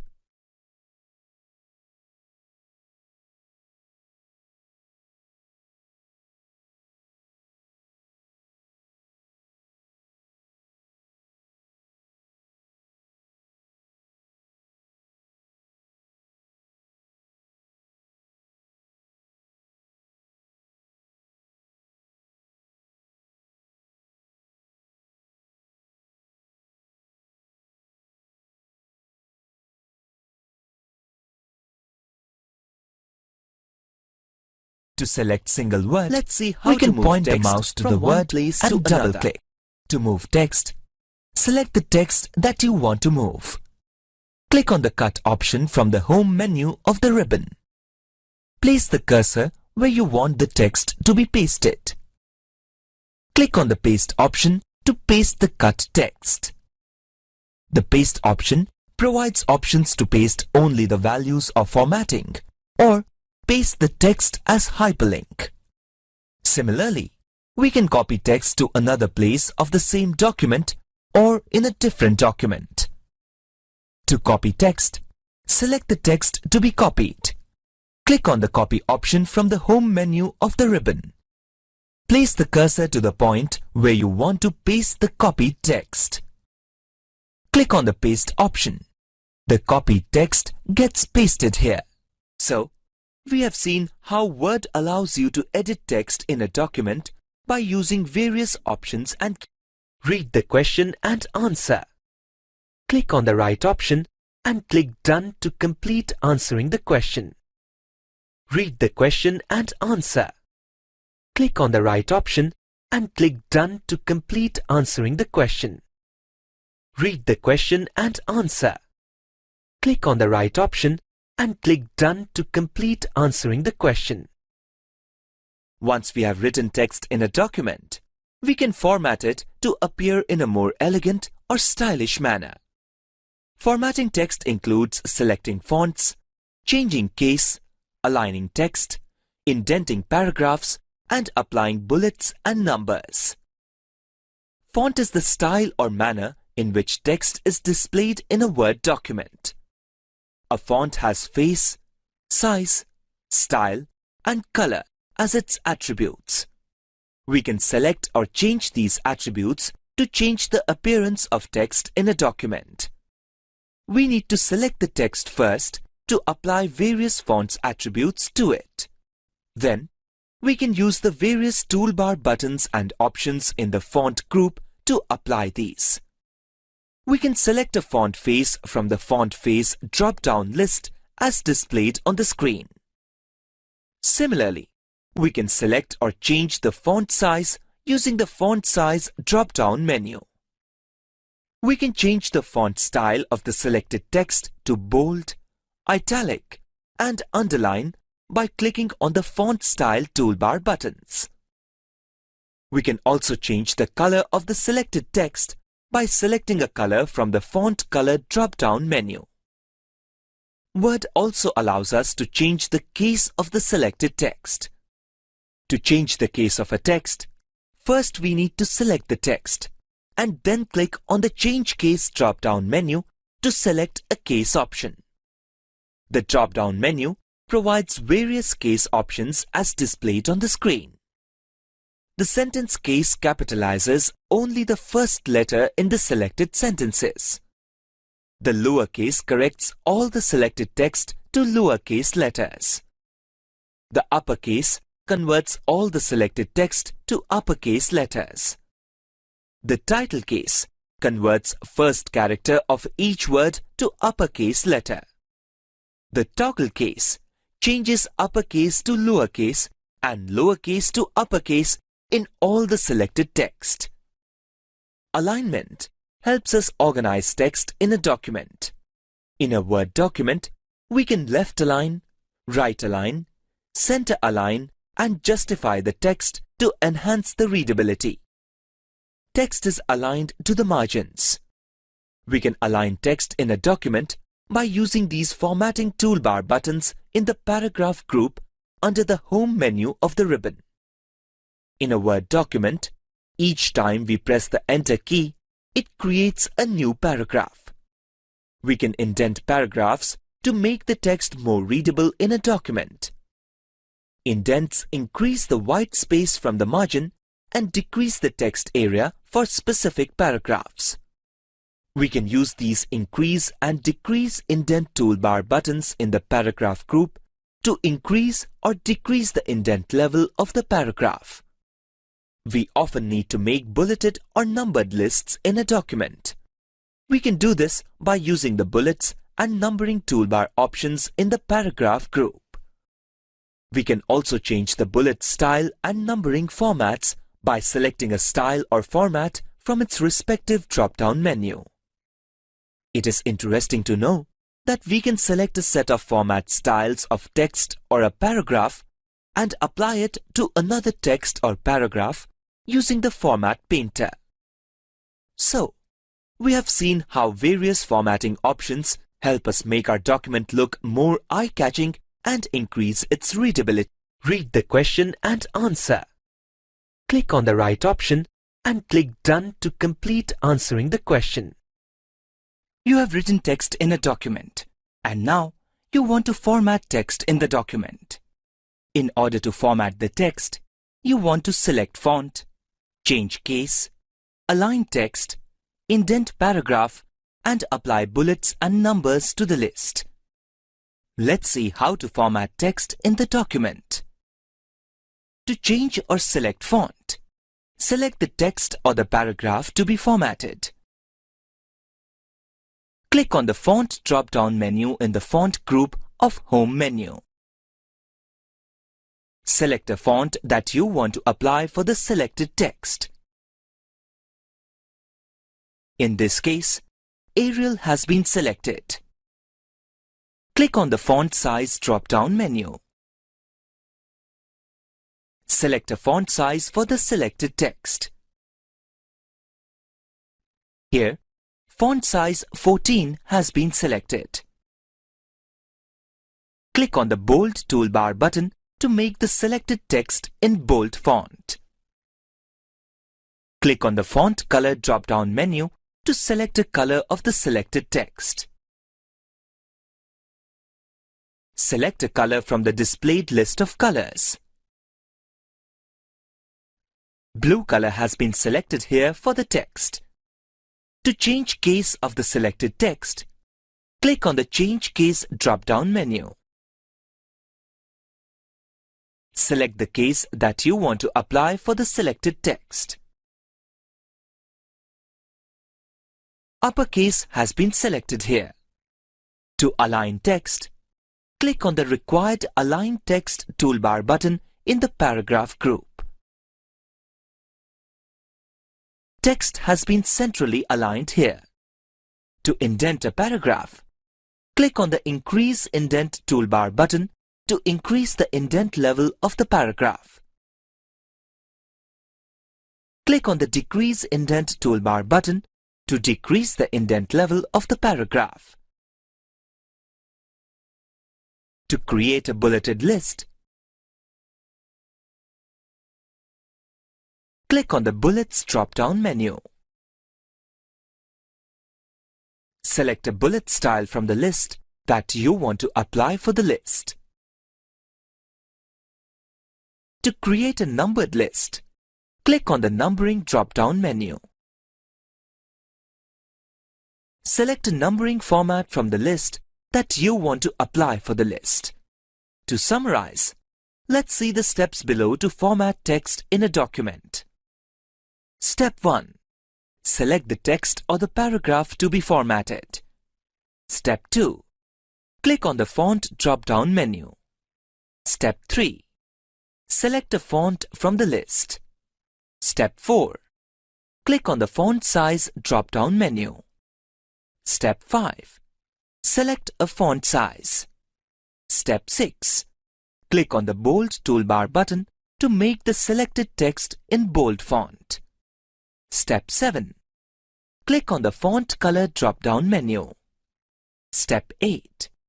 Select a color from the displayed list of colors. Step 9. Click on the Change Case drop-down menu. Step 10. select the case that you want to apply for the selected text. Step 11. Click on the required Align Text toolbar button. Step 12. Click on the Increase Indent toolbar button to increase the indent level of the paragraph. Step 13. Click on the Decrease Indent toolbar button to decrease the indent level of the paragraph. Step 14. Click on the Bullets drop-down menu. Step 15. Select a bullet style from the list. Step 16. Click on the Numbering drop-down menu. Step 17. Select a numbering format from the list. What do we do when we need to organize complex columnar information? Yes, we use tables to manage this information. Tables help us to manage information in various kinds of documents, such as forms, scripts, and reports. Tables are made up of rows and columns. Rows are the horizontal lines, columns are the vertical lines, and the intersection makes a cell that can contain data or information. Let's see how to create or draw a table in MS Word. To create a table, place the cursor at the insertion point where you want to create the table. Click on the Insert menu on the ribbon. Select the Insert Table option from the Table drop-down menu. The Insert Table dialog box appears.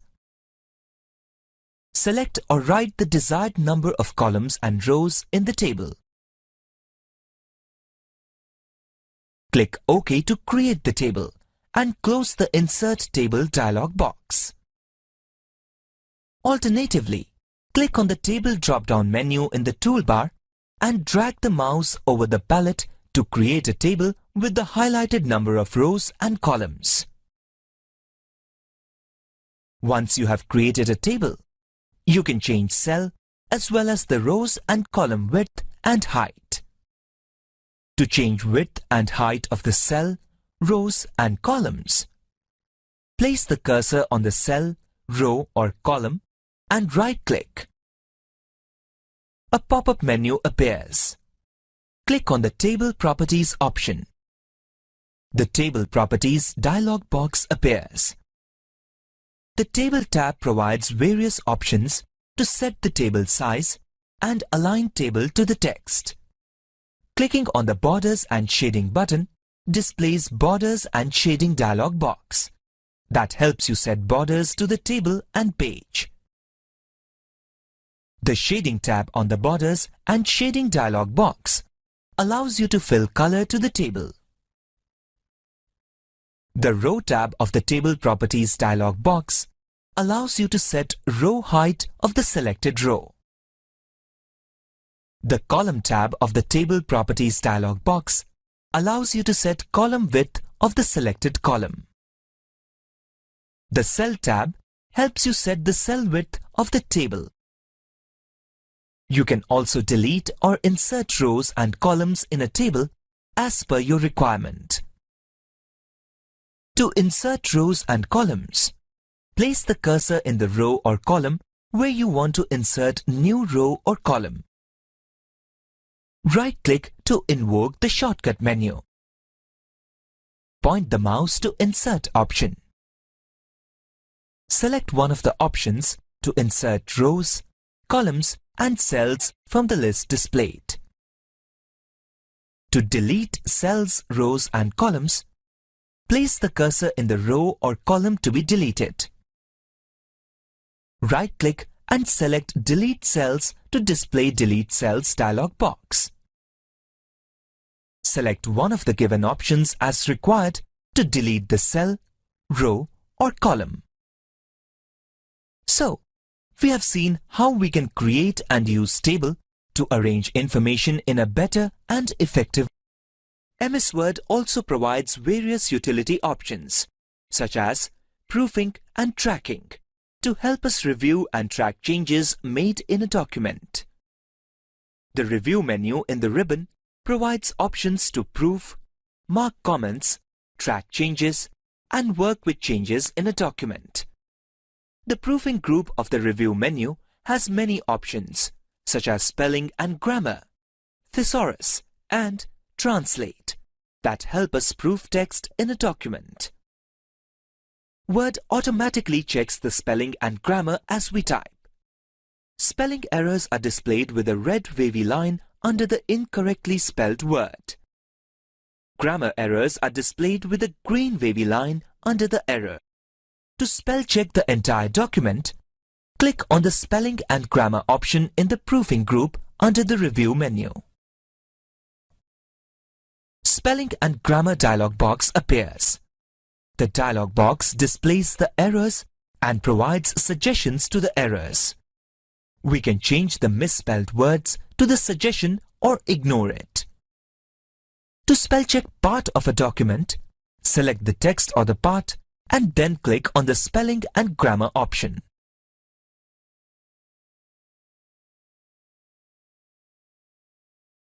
Thesaurus helps us find words with similar meaning from different dictionary. To find similar meaning of a word, select the word and then click Thesaurus. Research task pane appears listing other words with similar meanings. Point the mouse to the word and select Insert from the drop-down menu to replace the selected word with the suggested word. We can also put our comments in a document. To comment, place the cursor at the point where the comment has to be inserted, or select the text to be commented and then click New Comment in the Comments group of the Review menu. A comment text box appears to the right. We can type our comments into it. By selecting Track Changes option in the Tracking group, we can track all changes made to the document, including insertions, deletions, and formatting changes. The changes made in Track Change mode help us identify the changes made to the document. We can accept or reject changes using options available in the Changes group.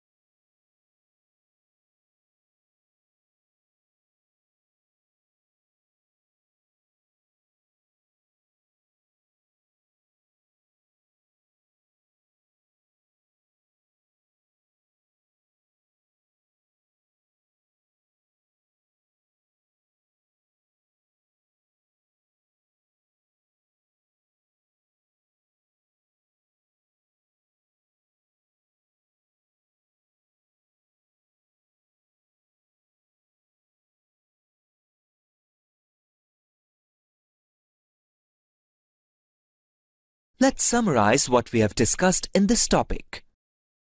When we run the MS Word application, a new or blank document is opened. By default, all the files in MS Word are saved in My Documents folder. Whatever we write in a document, it starts from the location where the cursor is blinking. When we reach at the end of a line, Word automatically helps wrap the text to next line. The arrow keys help us move around in a document. Word is usually in the insert mode. As we type in text, it is pushed to the right and down.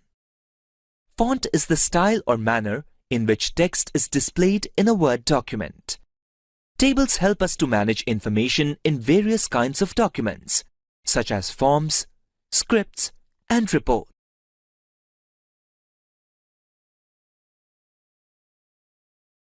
Chetna, why are you so worried? Bhaiya, I'm not worried, but busy. Actually, I have a lot of work to do for Chacha. What are you doing with these numbers? These are not numbers, Bhaiya.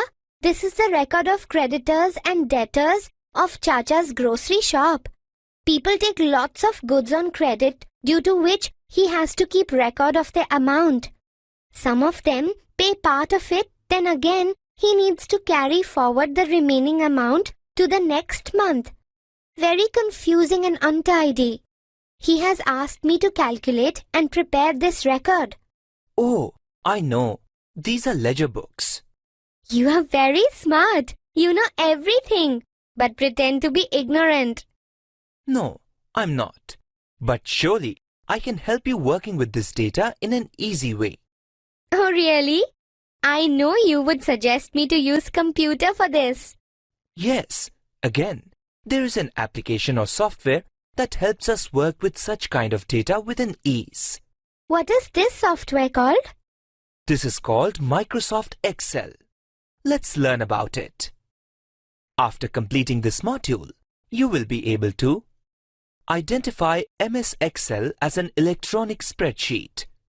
Explain MS Excel workbook window. Use MS Excel to create small budgets. We know that Microsoft Excel or MS Excel is an application or software that comes with MS Office suite. MS Excel is an electronic spreadsheet. It simulates a paper worksheet that we use in our accounting or data management tasks. MS Excel provides various features such as fast calculations, what-if analysis, graphs and charts, and automatic update of calculations. MS Excel has a very powerful and flexible graphical presentation tool. This tool is graphs or charts. Large and complex data can be presented graphically through graphs or charts for quick analysis of a situation. By using MS Excel, we can create simple to complex budgets, store and calculate large and complex data, and create various accounting reports, such as cash flow statements. Before we start using MS Excel, let's run or start Excel and know about its window and elements.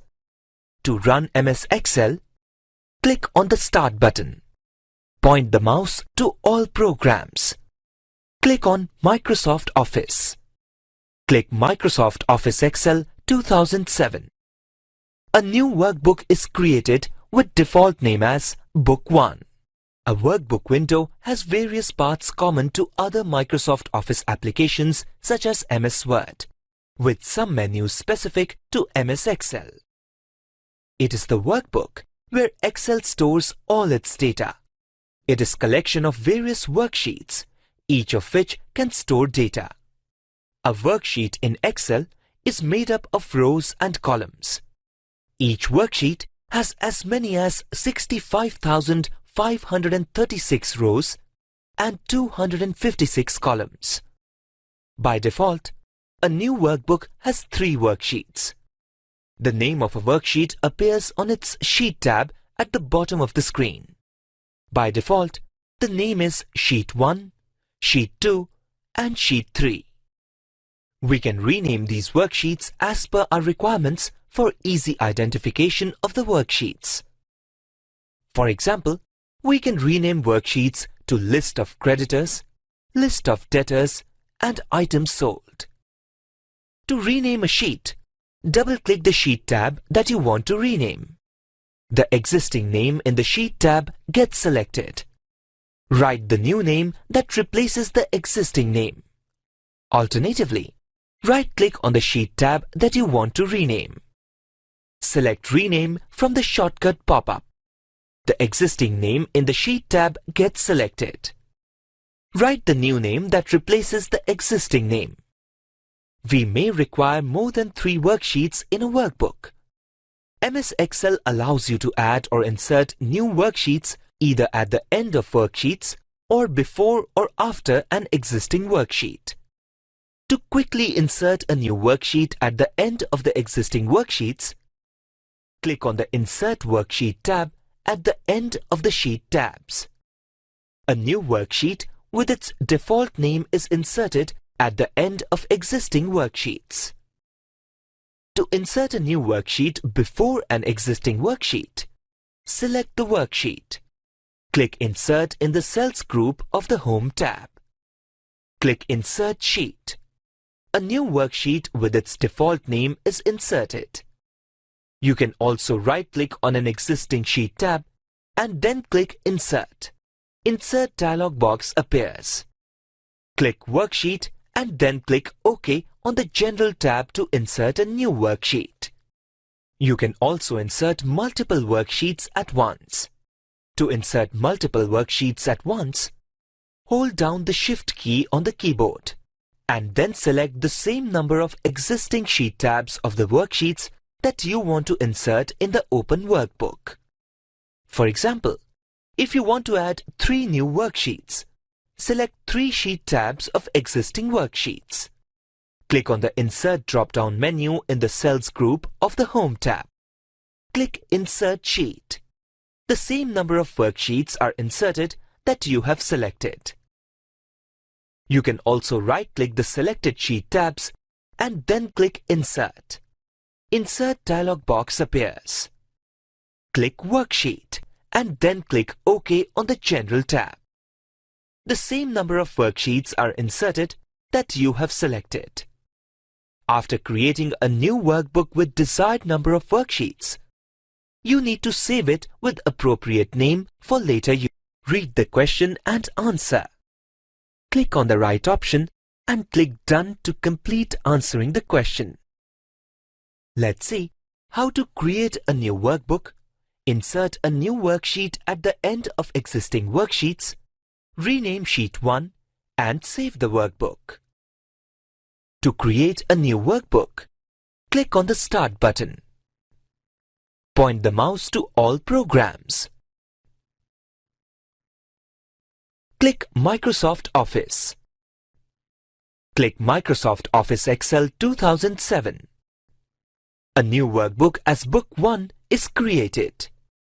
To insert a new worksheet at the end of existing worksheets, click on the Insert Worksheet tab at the end of the Sheets tab.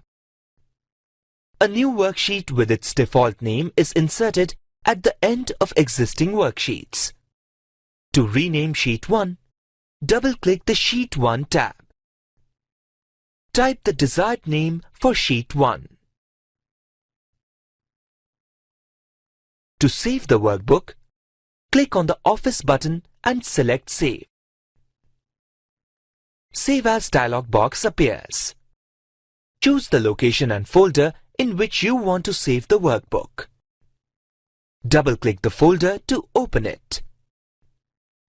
Write the desired file name for the workbook in the File Name combo box.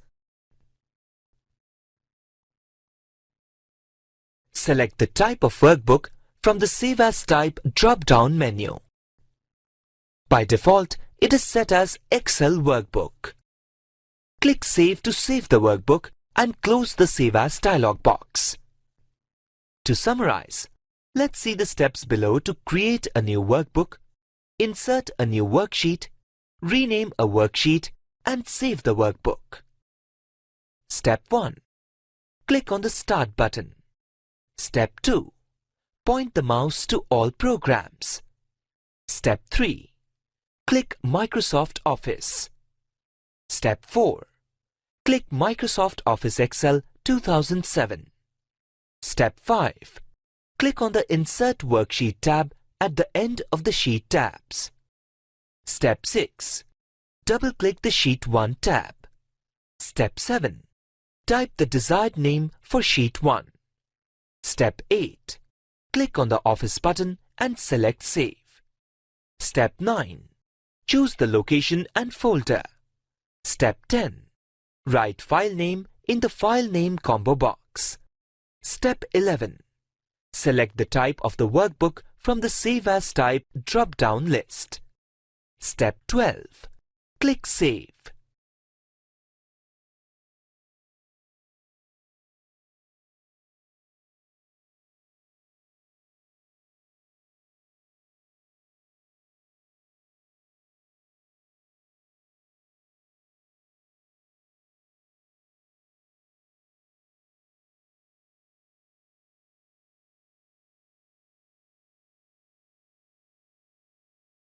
MS Excel provides various printing options for a worksheet. We can have a preview of the worksheet data before we actually print it. Click on the Office button, point the mouse to Print, and select Print Preview to have a print preview. The Print Preview option helps us preview and make changes to the worksheet before printing. We can also change or modify margins, other page setup options, and header and footer at the time of print preview. By default, the Print option prints the current worksheet. However, we can also print a particular area of the worksheet. To print an area, select the area or the range to be printed. Click on the Office button. Point the mouse to Print. Click the Print option. The Print dialog box appears. Click on Selection Radio button in the Print What section of the dialog box.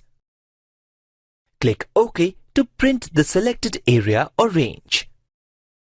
To print a worksheet, click on the Office button. Point the mouse to Print. Click the Print option. The Print dialog box appears. Look at the Print What section. It has various print options. Click an option and then click OK to print the worksheet with selected option. By default, Active Sheets has been selected. That allows you to print the selected sheets. Selection allows you to print only selected area of the worksheet. Entire workbook allows you to print the entire work. Read the question and answer. Click on the right option and click Done to complete answering the question. Let's summarize what we have discussed in this topic. MS Excel is an electronic spreadsheet. It simulates a paper worksheet that we use in our accounting or data management tasks. By using MS Excel, we can create simple to complex budgets, store and calculate large and complex data, and create various accounting reports. It is the workbook where Excel stores all its data. A worksheet in Excel is made up of rows and columns. Each worksheet has as many as 65,536 rows and 256 columns.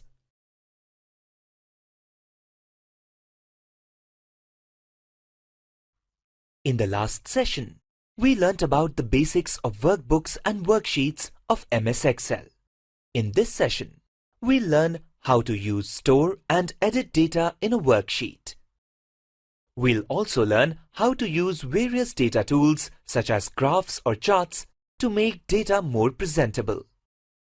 We know that we use a worksheet to store data in MS Excel. Each worksheet is made up of rows and columns. An intersection of a row and a column is called a cell. These are the cells that contain data. For easy reference, each cell is given a name from its intersection. For example, the cell that is in column A and row 5 is referred to as cell A5. The name is displayed in the name box below the ribbon. A group of adjacent cells is called a range. For example, range of cells from A1 to A5 is denoted by A1 is to A5. Click on a cell to make it active. You can see a rectangular boundary over the cell. This indicates that the cell is active. Then, you can enter data into it. This data can be numbers, text, dates, or time. Let's see how to enter text or numbers in a cell. 1. Click on the cell. 2. Type the number or text that you want to enter. 3. Press Enter or Tab. To enter a date in a cell, 1. Click on the cell. 2. Enter a date using a slash mark or a hyphen to separate the parts of a date.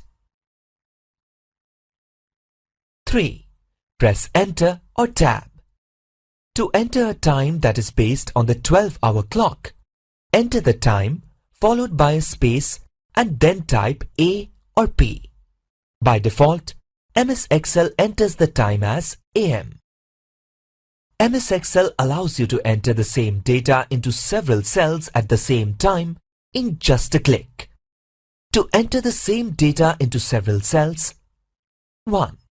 Select the cells into which you want to enter the same data. 2.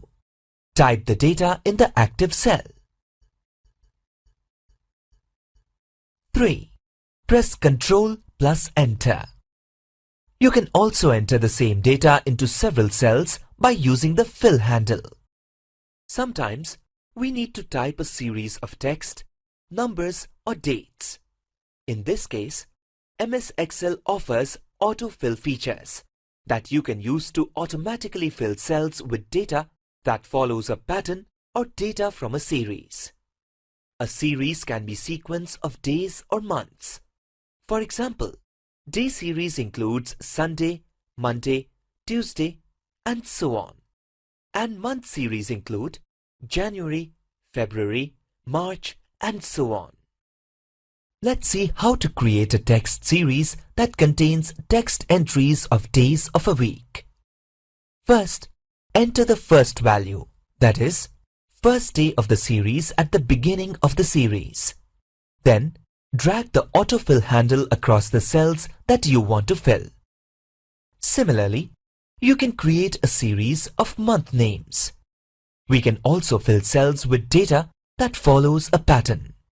Suppose we want to fill cells with a list that contains a serial number that starts from 1 and ends at 10. Then, enter the number 1 in the first cell and number 2 in the second cell. This would set the pattern of increasing number. Now, select both the cells. Drag the autofill handle through the range of cells until number 10 appears to the right of autofill handle. Release the mouse button to fill the cells with series of numbers 1 to 10. Similarly, you can create a series of even numbers and more.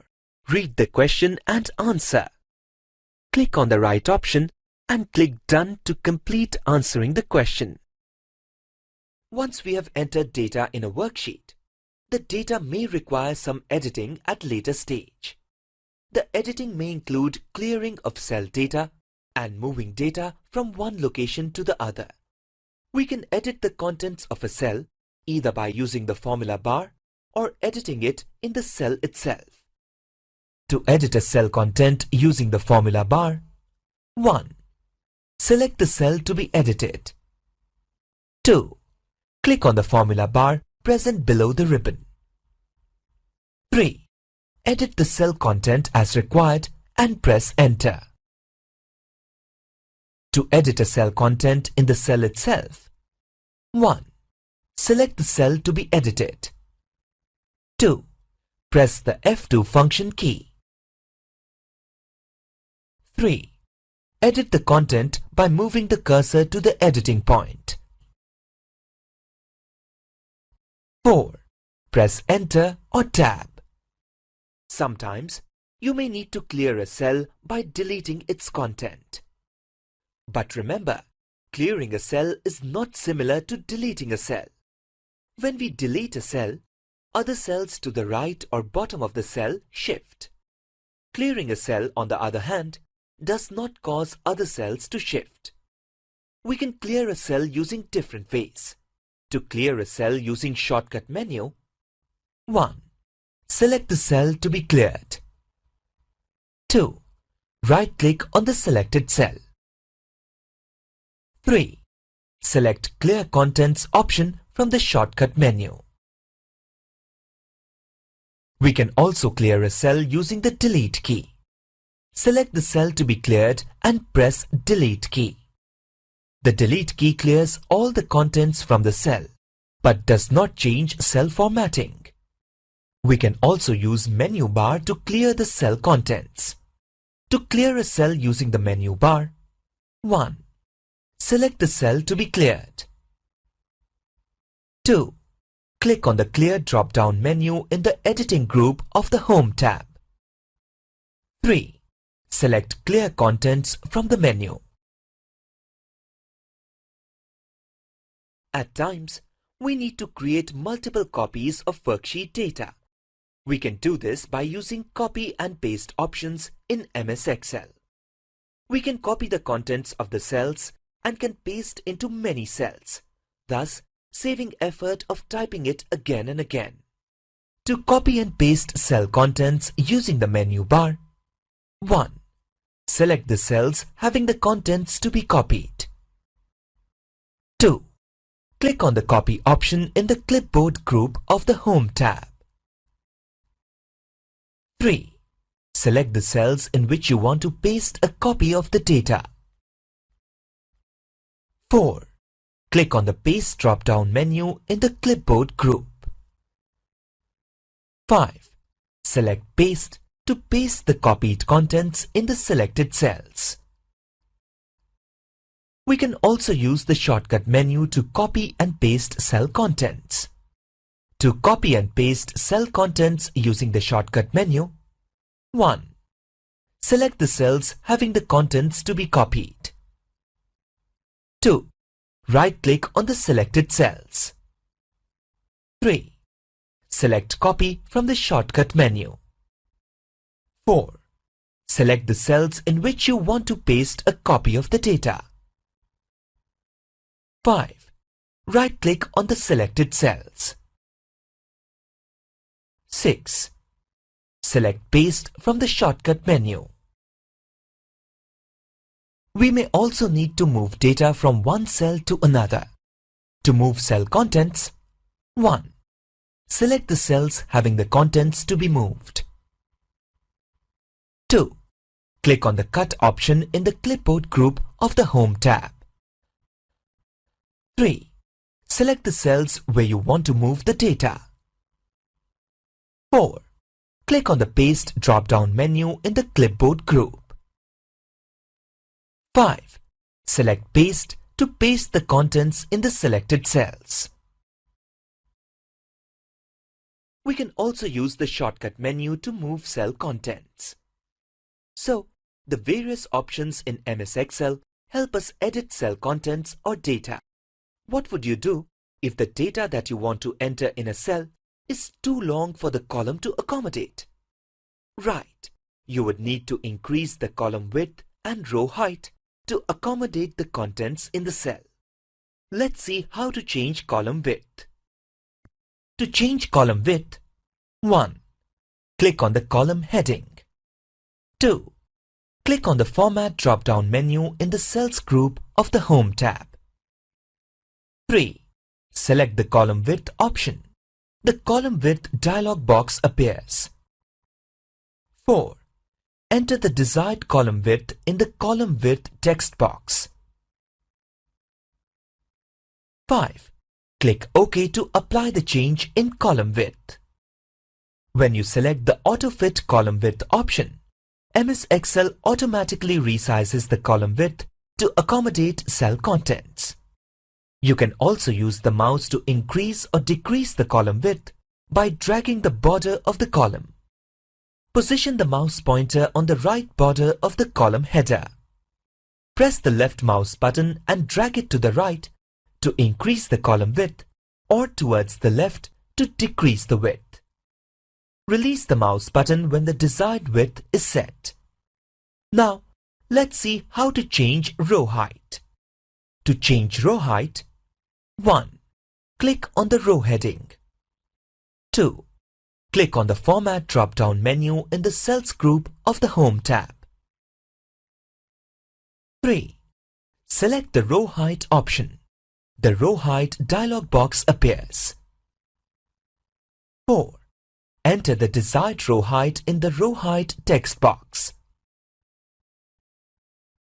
5. Click OK to apply the change in row height.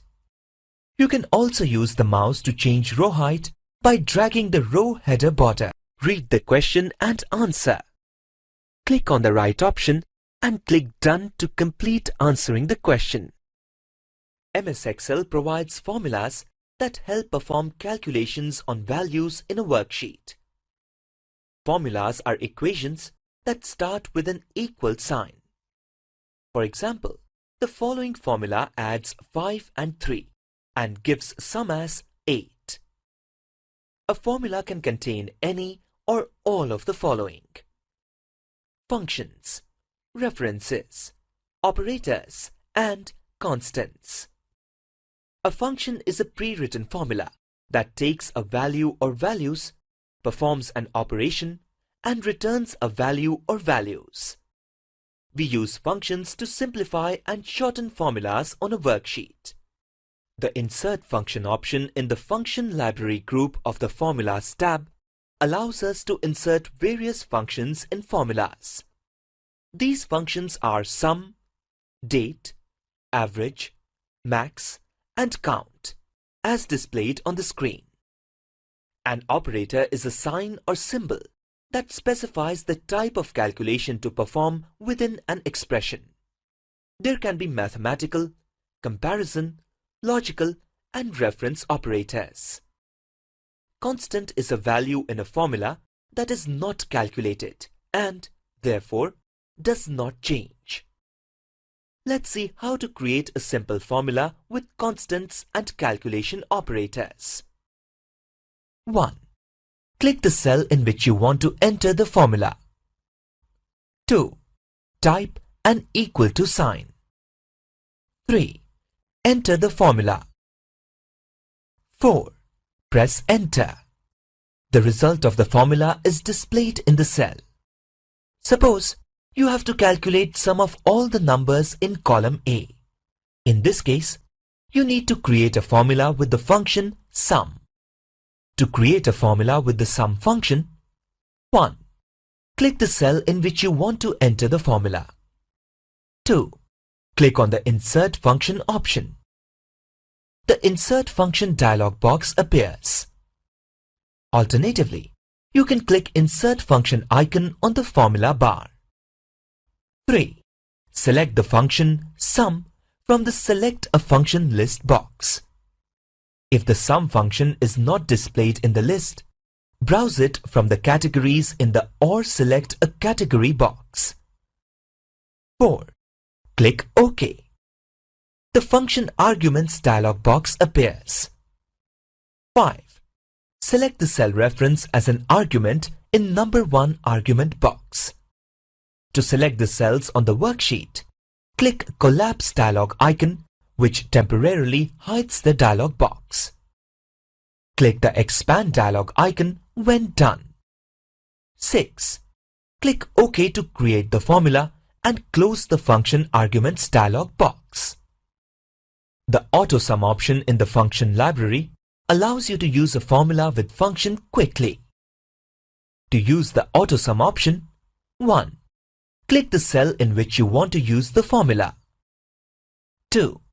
Click on the AutoSum drop-down menu. 3.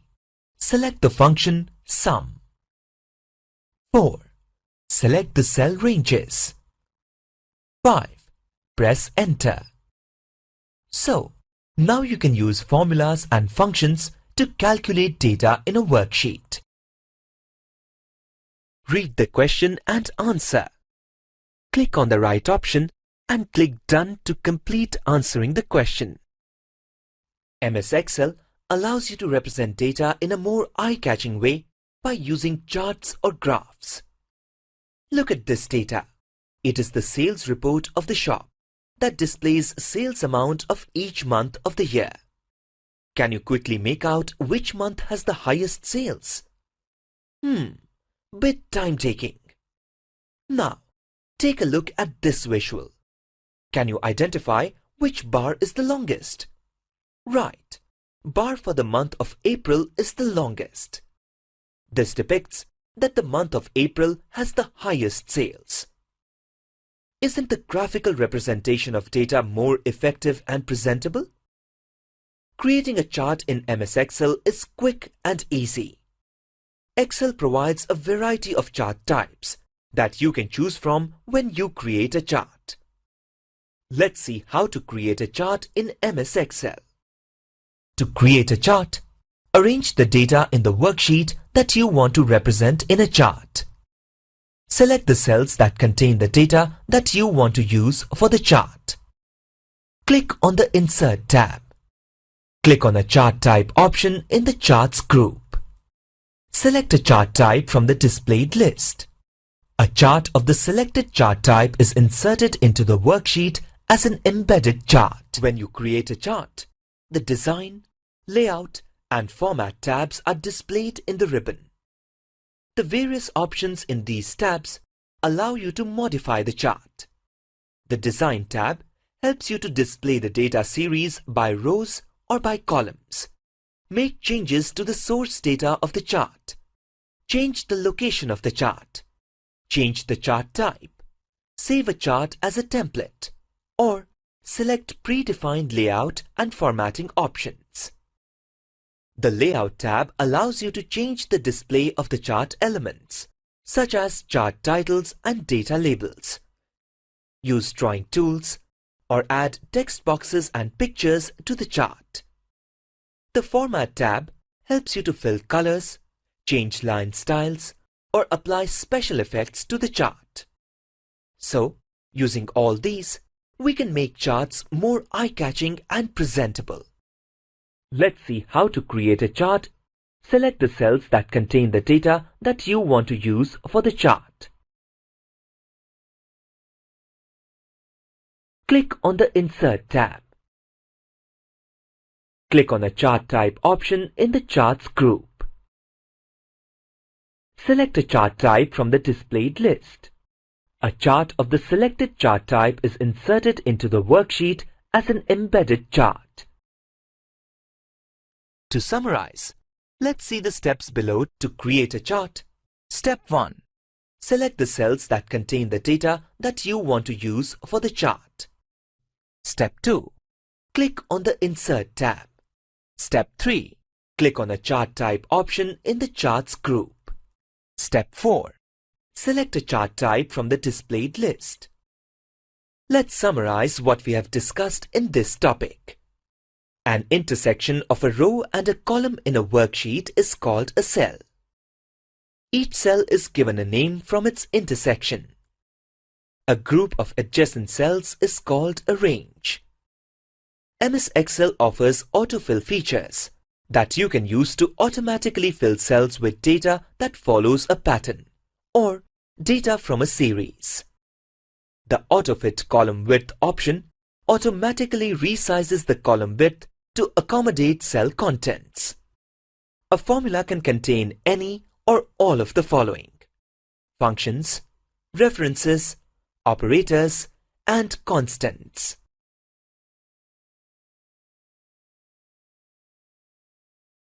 Hi Chetna, how are you? Hello, Bhaiya. I'm fine. What are you drawing on this paper? This one? Actually, I'm working on my school project. I have got a very good topic to work on. I have to make my project on female infanticide. That's very interesting. You are doing a good work. But if you make a PowerPoint presentation on this, it would be more eye-catching and presentable. PowerPoint presentation? What is that? It is a presentation made by using PowerPoint. In a PowerPoint presentation, you can write text and insert pictures, animation, and sound too, to make your presentation more effective and interesting. Let's learn about PowerPoint. After completing this module, you will be able to explain the benefits and features of PowerPoint. Create a PowerPoint presentation. Use PowerPoint to prepare slides. Use PowerPoint to present slides. PowerPoint is a presentation software or program and is a part of the Microsoft Office package. PowerPoint is used to create on-screen presentations. Let's take a look at this. This is a PowerPoint presentation. It has text, pictures, sound, and animation. Using presentation, we can present information or data to our audience in a more interesting and eye-catching way. PowerPoint offers galleries of images and sound that we can use in our presentations to make them more effective. We can animate elements in a slide to appear them in a desired sequence. Also, we can add special effects to the slides appearing on the screen and rehearse the timings of each slide. PowerPoint also offers various design elements like auto layout and presentation templates that we can use to make some interesting presentations. We can also generate speakers' notes and audience handouts from our presentations. Various components of PowerPoint help us organize the presentation content with outlines. Before we start using PowerPoint, let's run or start PowerPoint and know about its window and elements. To run PowerPoint, click on the Start button. Point the mouse to All Programs. Click on Microsoft Office. Click Microsoft Office PowerPoint 2007. A new presentation is created with default name as Presentation 1. A presentation window has various parts common to other Microsoft Office applications, such as MS Word and MS Excel, with some tabs such as Animation and Slideshow specific to PowerPoint. As you can see, the area below the ribbon or the presentation area is divided into 3 sections. This is the default and normal view of the presentation. The panel to the left displays list of slides in 2 ways, as slides and outline. The panel at the bottom has a text area, where you can write text to be added as notes to the slide. Once you have created a presentation, you need to save it with appropriate name for later use. To save a presentation, click on the Office button and select Save. Save As dialog box appears. Choose the location and folder in which you want to save the document. Double-click the folder to open it. Write the desired file name for the document in the File Name combo box. Select the type of presentation from the Save As Type drop-down menu. By default, it is set as PowerPoint Presentation. Click Save to save the presentation and close the Save As dialog box. Read the question and answer.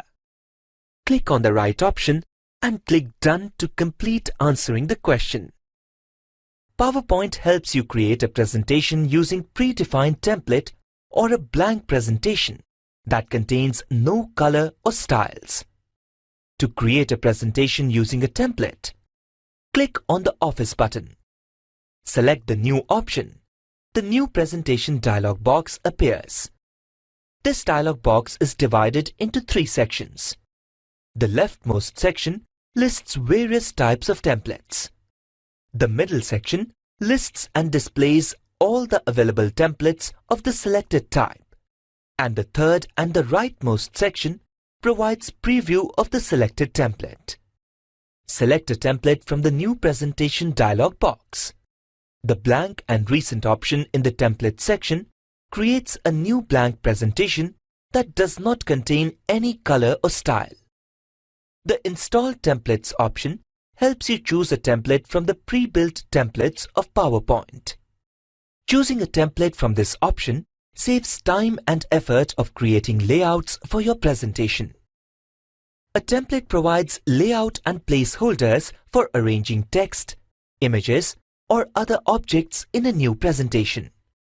The Create button at the bottom right corner of the dialog box is replaced with a Download button if you select any template type from Microsoft Office Online category. Click Create or Download to create a presentation based on the selected template. Read the question and answer. Click on the right option and click Done to complete answering the question. A PowerPoint presentation contains many slides. A slide in PowerPoint is like a page in Word document or a worksheet in an Excel document. It is the slide that contains text, images, and other objects. A slide consists of a documentation area that is normally divided into title and subtitle parts. Both these parts contain placeholders. A faint dotted line appears around each placeholder. Click anywhere within a placeholder to select it. When you type a text in a placeholder, it replaces the sample text in the placeholder with your text. Also, the faint dotted line around the placeholder disappears. When you finish entering text in a placeholder, click on a blank area of the slide to exit from the placeholder or the text object. If you want to add other text box in the slide, click on the Insert tab and select Text Box option from the text group. Now, click on the place on the slide where you want to insert the text box. A text box with insertion point is displayed. When you type text in the text box, the text is resized according to the text entered in it. Use the Enter key to type text in next line. Once you have entered text, you can make changes to it anytime. To make changes to text, click on the text area or the text box. An insertion point is displayed that indicates that you can edit the text now. Select the text to perform various editing operations such as copy, cut, paste, format, and align using editing and formatting options available under the Home tab of the ribbon. After you complete your presentation, you can add or insert and delete slides in your presentation as per your requirement. To add a new slide, click on the Home tab. Click New Slide in the Slides group. A new slide is added after the existing slide in your presentation. If you want to add or insert a new slide with different layout, click on the drop-down arrow of the New Slide option. Various Office themes are listed. Select a layout to add or insert a new slide with the selected layout. You can also delete a slide from your presentation. To delete a slide, select the slide to be deleted. Click Delete in the Slides group of the Home tab. You can also press the Delete key to delete the selected slide. In a presentation, you may also require to insert pictures, clip art images, word table, and other objects. PowerPoint offers you to insert these objects in your presentation to make your presentation more interesting to the viewers. To insert a picture, select the slide in which you want to insert a picture. Click on the Insert tab. Click Picture in the Illustrations group. The Insert Picture dialog box appears. Browse through the folder that contains pictures to be inserted. Select the picture. Click the Insert drop-down menu. Select the Insert option. The selected picture is inserted into the slide. Clip art images or drawings are used to enhance a slideshow.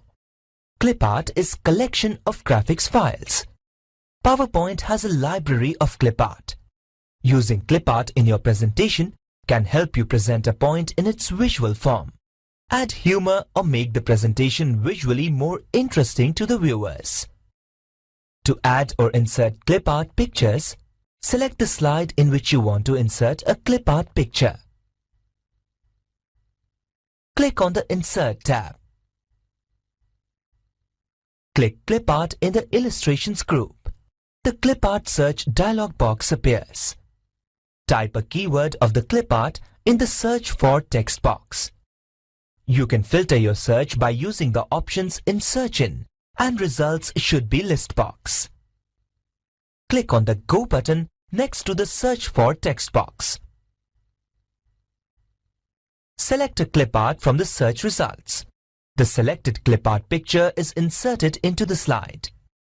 You can also use a table in your presentation. Using a table of data can convey useful information on a slide. To insert a table, select the slide in which you want to insert a table.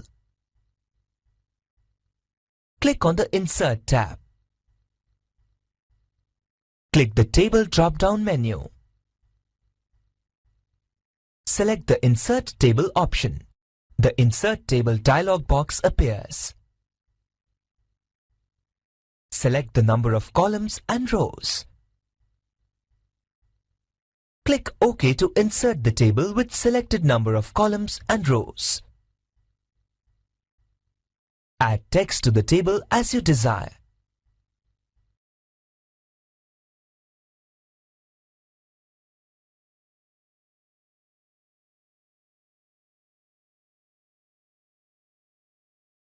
click on any blank area outside the table or an empty area in the slide to deselect the table.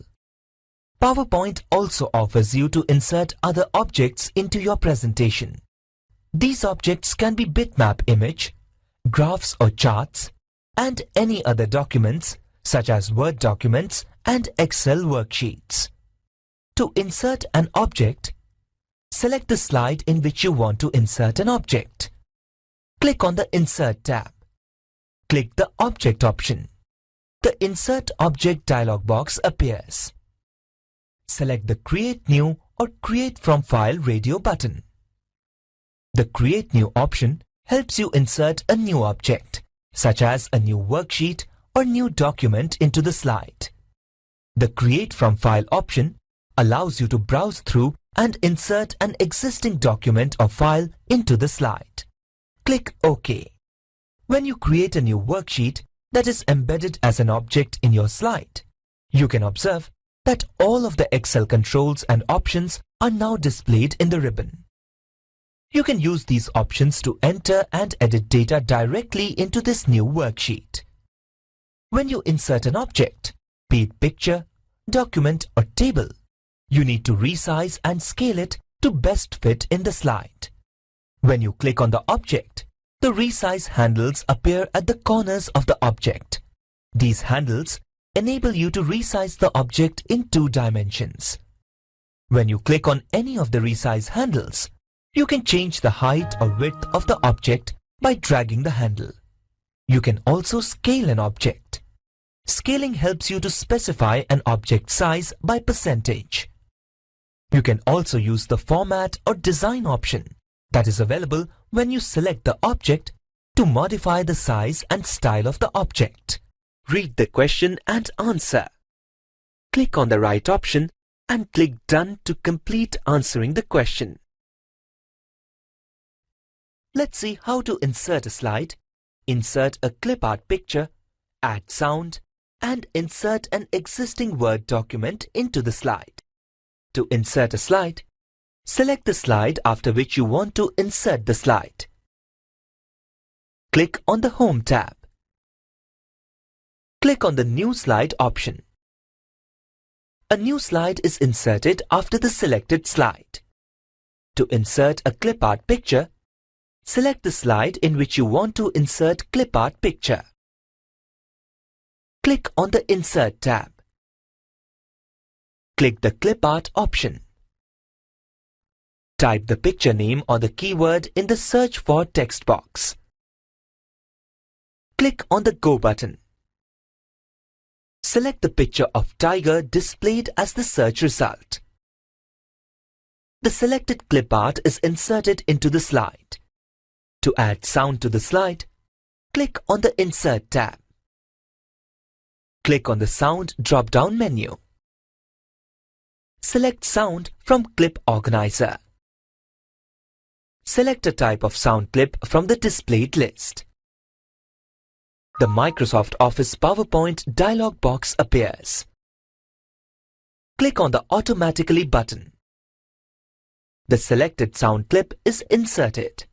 The sound clip is played when the slideshow is launched. To insert an existing Word document into the slide, click on the Insert tab. Click on the Object option.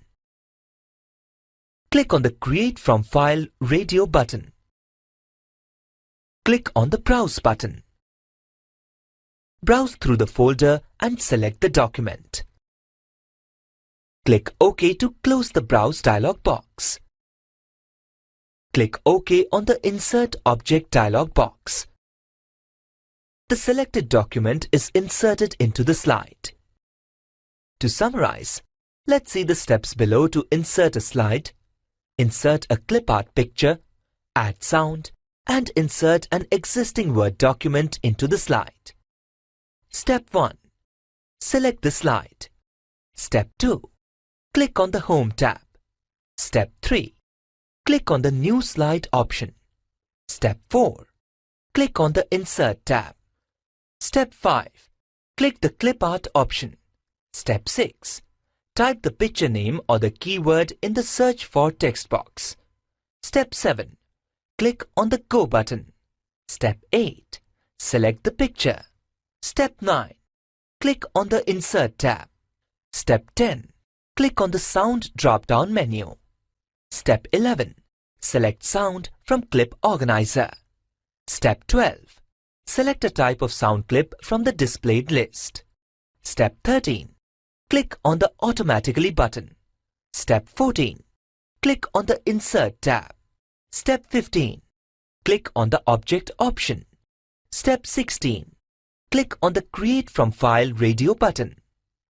Step 17. Click on the Browse button. Step 18.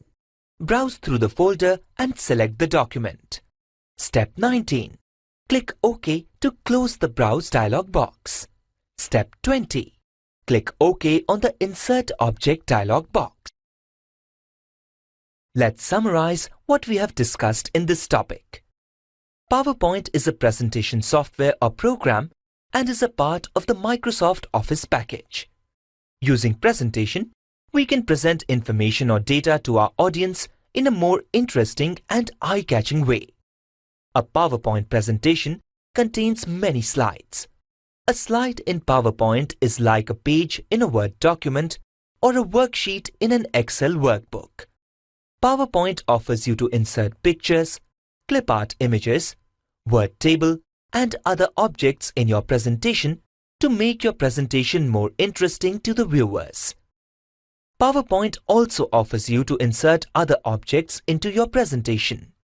These objects can be bitmap image, graphs or charts, and any other documents such as Word documents and Excel worksheets.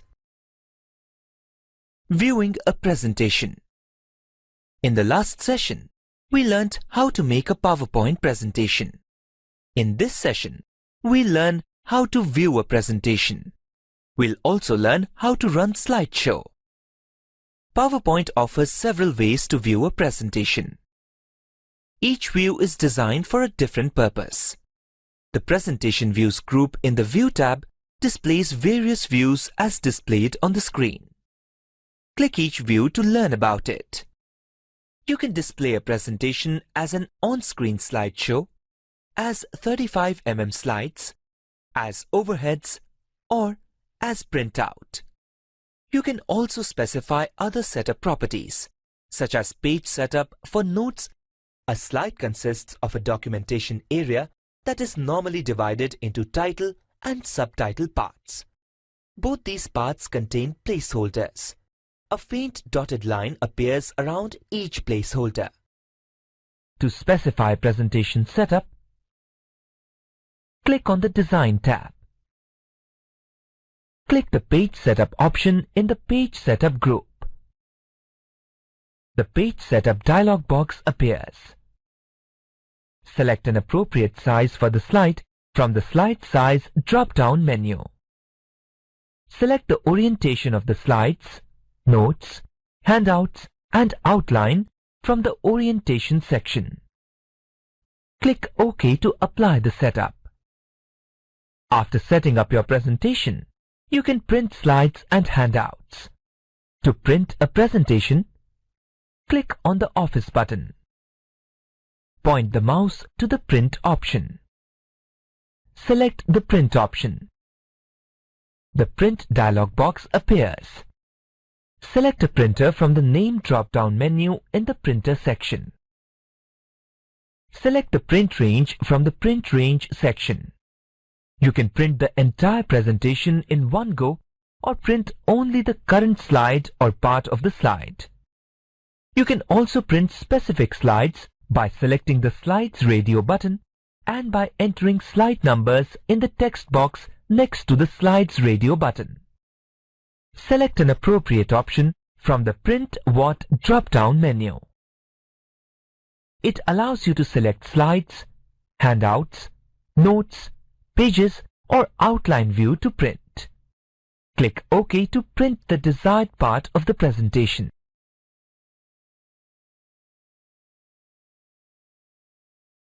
Read the question and answer. Click on the right option and click Done to complete answering the question. Animations enhance your presentations visually. You can provide animations to the text and visuals in the slide.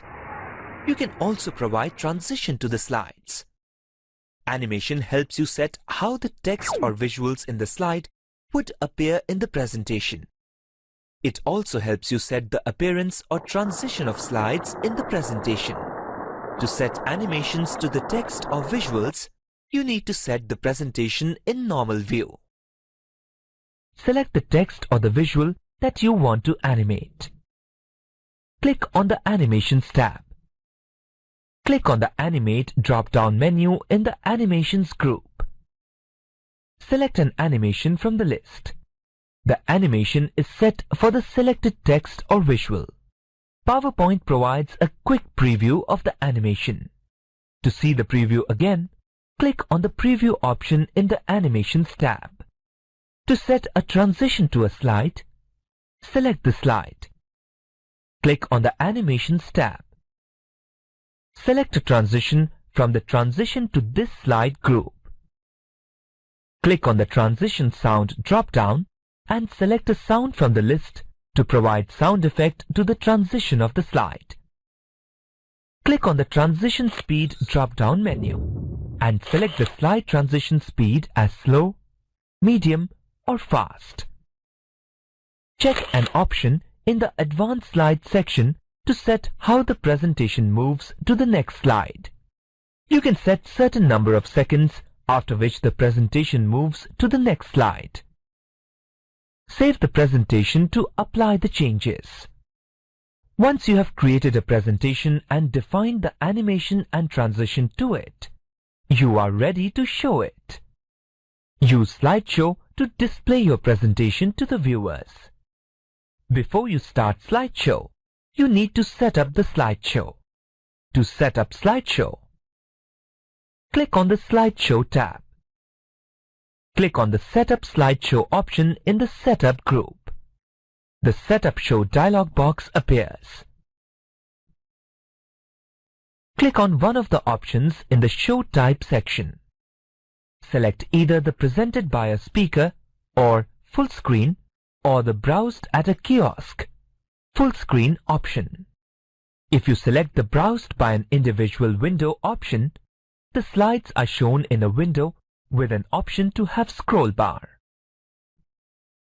Select an option in the Show Slides section to set the slides to be displayed in Slideshow.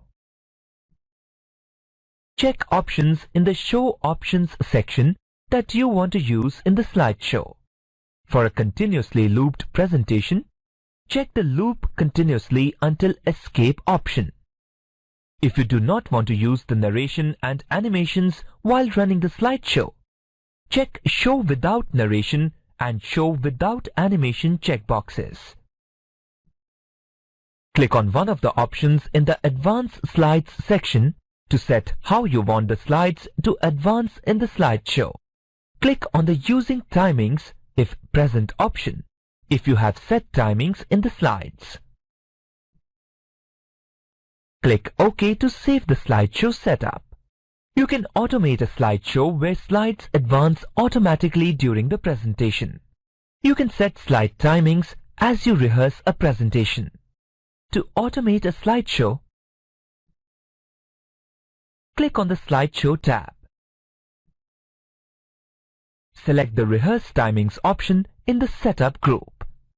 The slideshow begins with the rehearsal dialog box displayed on screen. Click on the next arrow button when you are ready to move to the next slide.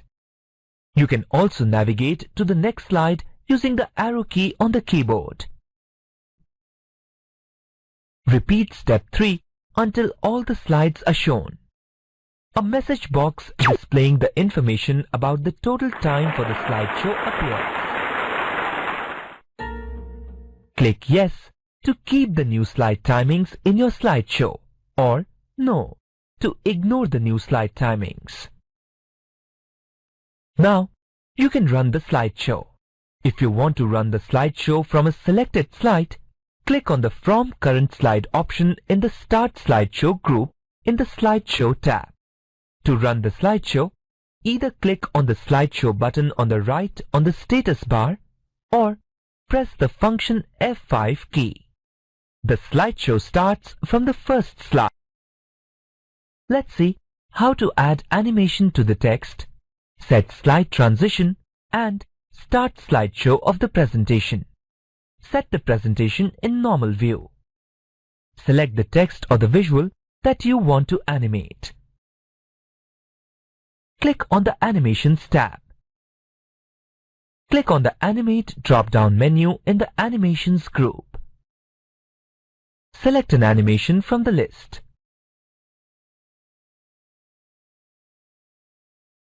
To set a transition to a slide, select the slide.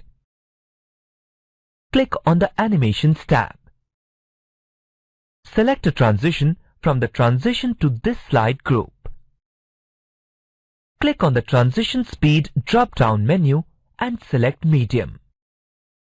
Check the Automatically After option and set the time as 0, 1 second in the Advanced Slide section. Save the presentation to apply the changes. Click on the Slideshow button on the status bar. Let's summarize the steps to add animation to the text, set slide transition, and start slideshow of the presentation. Step 1. Set the presentation in normal view. Step 2. Select the text or the visual that you want to animate. Step 3. Click on the Animations tab. Step 4. Click on the Animate drop-down menu in the Animations group. Step 5. Select an animation from the list. Step 6. Select the slide. Step 7. Click on the Animations tab. Step 8. Select a transition from the Transition to this slide group. Step 9. Click on the Transition Speed drop-down menu and select Medium. Step 10. Check the Automatically After option and set the time as 0, 1 second in the Advanced Slide section. Step 11. Save the presentation to apply the changes. Step 12. Click on the Slideshow button on the status bar. Read the question and answer. Click on the right option and click Done to complete answering the question. Let's summarize what we have discussed in this topic. PowerPoint offers several ways to view a presentation. These are Normal, Slide Sorter, Notes pages, and Slideshow. A presentation can be displayed as an on-screen slideshow, as 35 mm slides, as overheads, or as printout. Animations help provide animation to the appearance of text and visuals in the slide. The slideshow view gives the full screen view of the slide. In this view, the PowerPoint window is not visible.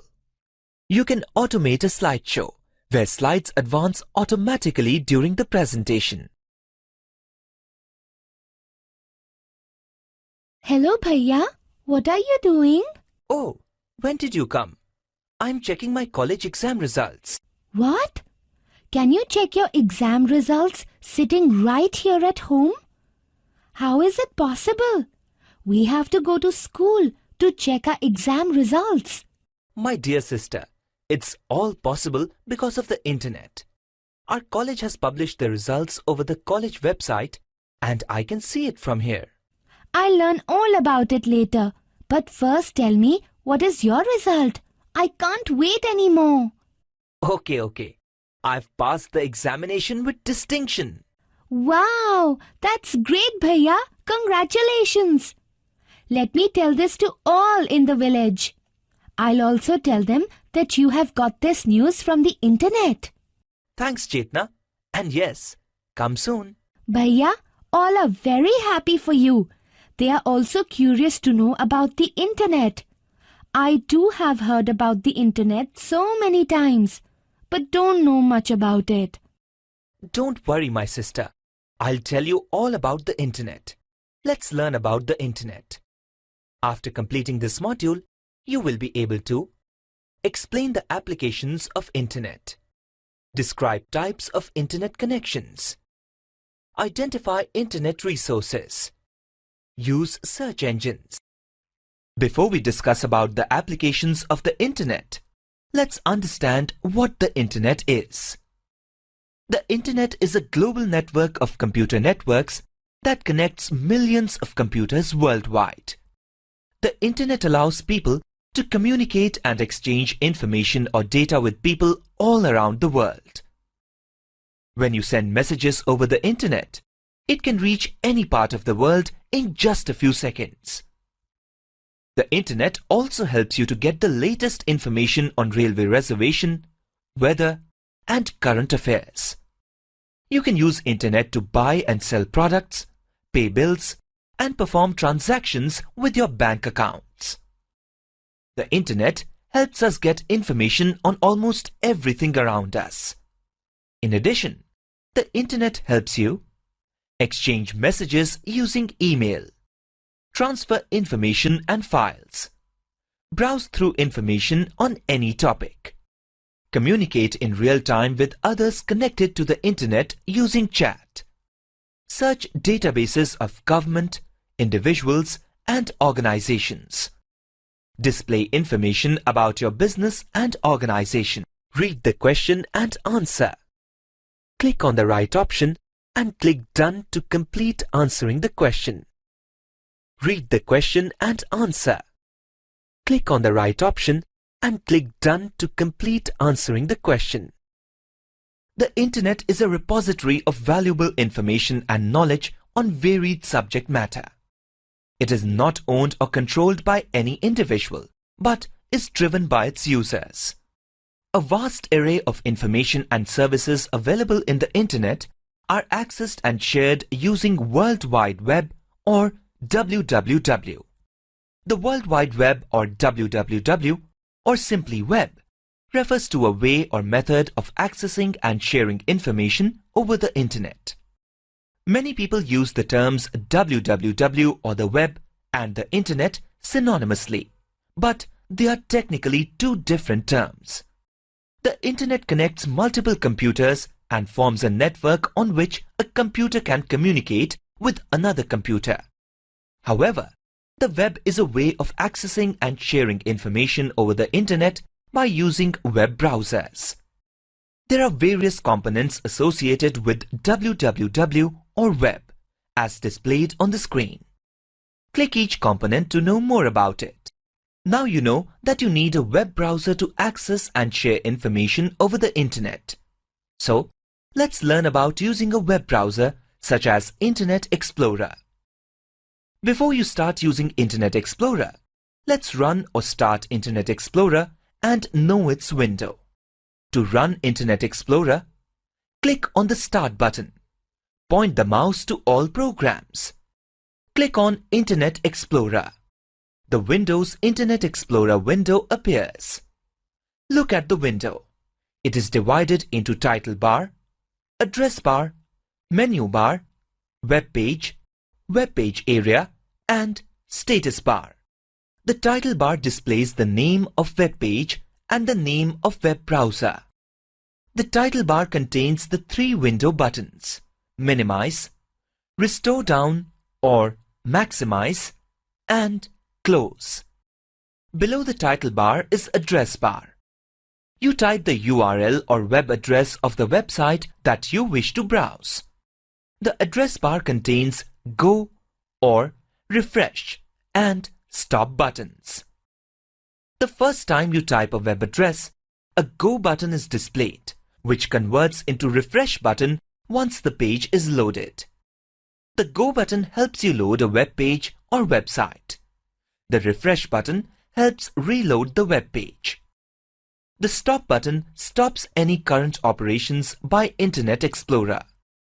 To the left of the address bar, there are back and forward buttons. These buttons help navigate to the previous and the next web page or website that was visited recently. The menu bar contains various menu options such as File, Edit, View, Favorites, Tools, and Help. The File menu provides options to open a new tab, window, or session. It also helps you to save, print, and send a web page. The Edit menu helps you copy the selected text or image and paste them into another application, such as MS Paint, MS Word, or PowerPoint. The View menu provides options to customize view of toolbars, status bar, Explorer bar, text size, and window. The Favorites menu helps you save sites that you visit frequently and later access those saved URLs with an ease. The Tools menu provides options to manage your browsing sessions. The Help menu helps you get any kind of help in using Internet Explorer. Web page area is the area where a website or web page is displayed. The status bar displays the progress and status of a web page as waiting, loading, or done. The Internet is a repository of valuable information and knowledge on varied subject matter. It is not owned or controlled by any individual, but is driven by its users. A vast array of information and services available in the Internet are accessed and shared using World Wide Web or WWW. The World Wide Web or WWW, or simply web, refers to a way or method of accessing and sharing information over the Internet. Many people use the terms WWW or the web and the Internet synonymously, but they are technically two different terms. The Internet connects multiple computers and forms a network on which a computer can communicate with another computer. However, the web is a way of accessing and sharing information over the Internet by using web browsers. There are various components associated with WWW or web, as displayed on the screen. Click each component to know more about it.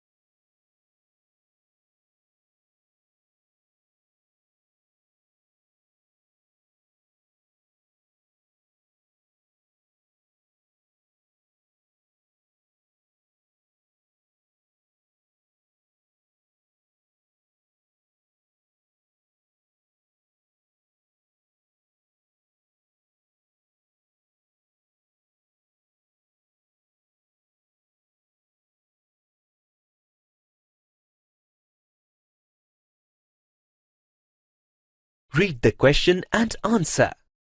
Click on the right option and click Done to complete answering the question. Now we know how to use a web browser to access a website or a web page using the URL of the website. What if you do not know the URL or the web address of the website that contains the information that you want to access? You need to search the information or the website using a search engine. The search engine, or SEs, are websites whose purpose is to find websites that contain the information that a user is looking for but does not know the specific address of that website. Some of the commonly used search engines are Google, Yahoo, MSN, Alta Vista, Netscape, and AOL. Google is the most popular search engine. The search engines use electronic devices called robots or spiders. They run around the internet, including the World Wide Web, to search for the requested information. Different search engines use different methods of searching, and they search different sections of web pages as per the keywords by searching web pages titles, URL, entire text of the web page.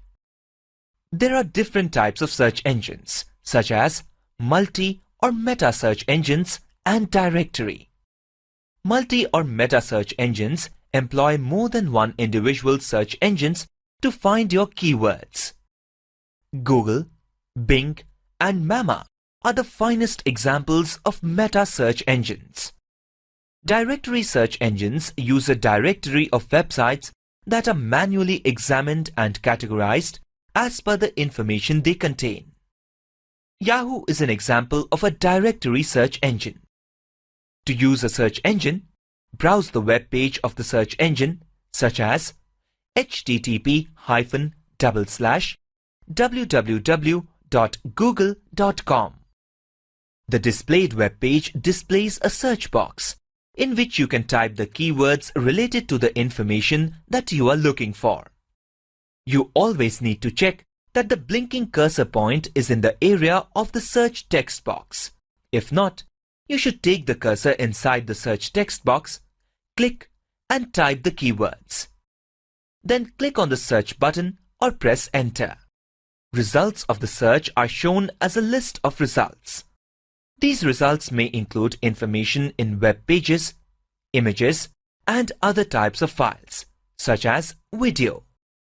An effective and relevant search on search engines can help you in finding right information. To perform an effective search, follow the three-step procedure. Identify your concepts.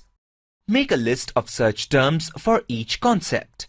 Specify the logical relationships among your search terms using Boolean logic, and, or, and not. Read the question and answer. Click on the right option and click Done to complete answering the question. Let's summarize what we have discussed in this topic. The Internet is a global network of computer networks that connects millions of computers worldwide. The Internet allows people to communicate and exchange information or data with people all around the world. You need three basic elements to access the Internet using a computer: modem, Internet service provider, and browser. There are 4 different types of Internet connections available. These are dial-up, Integrated Services Digital Network or ISDN, Direct Internet Access, and Digital Subscriber Line or DSL. The World Wide Web or WWW or simply web refers to a way or method of accessing and sharing information over the Internet.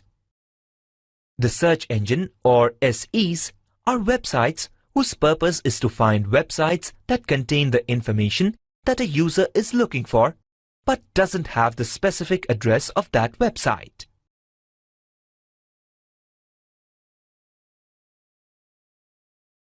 Hello Chetna, where are you going? Bhaiya, I'm going to post office. I have to send a birthday card to my dearest friend Shilpi. She now stays in Delhi.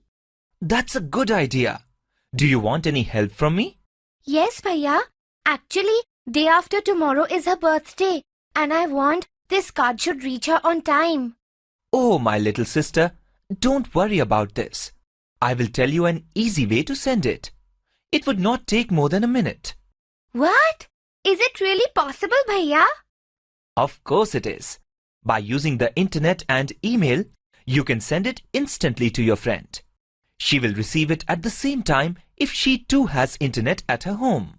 After completing this module, you will be able to identify communication tools, create and use an email account, use Skype for voice and video chat and sharing information, read the question and answer, click on the right option and click Done to complete answering the question. Let us see how to create an email account in Gmail. To create an email account in Gmail, open the Internet Explorer. Type www.gmail.com in the address bar. Click on the Go button or press Enter. The home page of Gmail is displayed. Click on the Create an Account button. The Google Accounts page is displayed. Fill the online registration form with required details. You can choose your username for your email account. The username is a unique identity to send and receive email messages. Click on the Next Steps button to go to the next steps of the registration. Click on the Next Step button. The welcome page is displayed. Click on the Continue to Gmail button to view your email account. To summarize, let's see the steps below to create an email account in Gmail. Step 1. Open the Internet Explorer. Step 2. Type www.gmail.com in the address bar. Step 3. Click on the Go button or press Enter. Step 4. Click on the Create an Account button. Step 5. Fill the online registration form. Step 6. Click on the Next Steps button. Step 7. Click on the Next Step button. Step 8. Click on the Continue to Gmail button. You have created an email account in Gmail.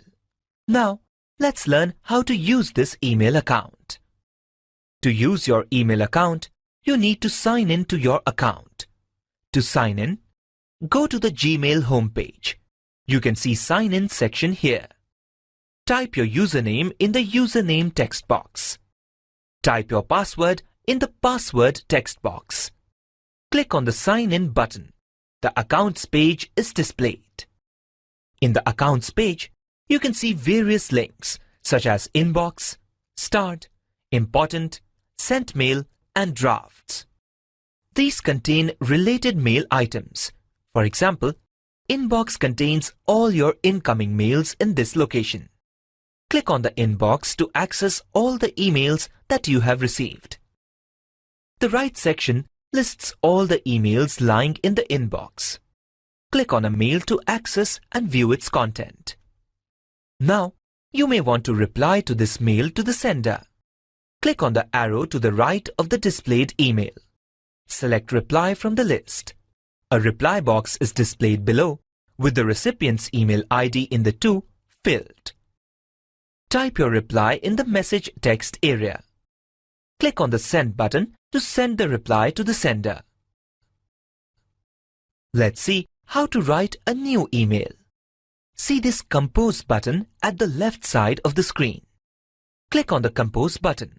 The new message window is displayed. This window is divided into various sections, such as Title bar, Recipients field, Subject field, Message area, and the Command bar. Type the email of the person whom you want to send the message in the To field. You can include more than one person's email IDs by separating email IDs using commas. Type the subject of your message in the Subject field. Type your message in the Message area. You can also attach pictures, documents, or other files with the message. The Attach Files button helps you browse and attach files into the message. The Formatting Options button helps you format the text of your message. Click on the Send button to send the message as email. All the successfully sent mails are stored in the Sent Mail folder. Read the question and answer. Click on the right option and click Done to complete answering the question. Let's summarize what we have discussed in this topic. To use email application, one should own an email account. Many different web-based free email services are available today, such as Gmail, Yahoo, and Hotmail. Inbox contains all your incoming emails. Skype is a communication tool that allows you to talk over the internet to anyone, anywhere in the world for free. Skype also provides features such as instant messaging, file transfer, and video conferencing.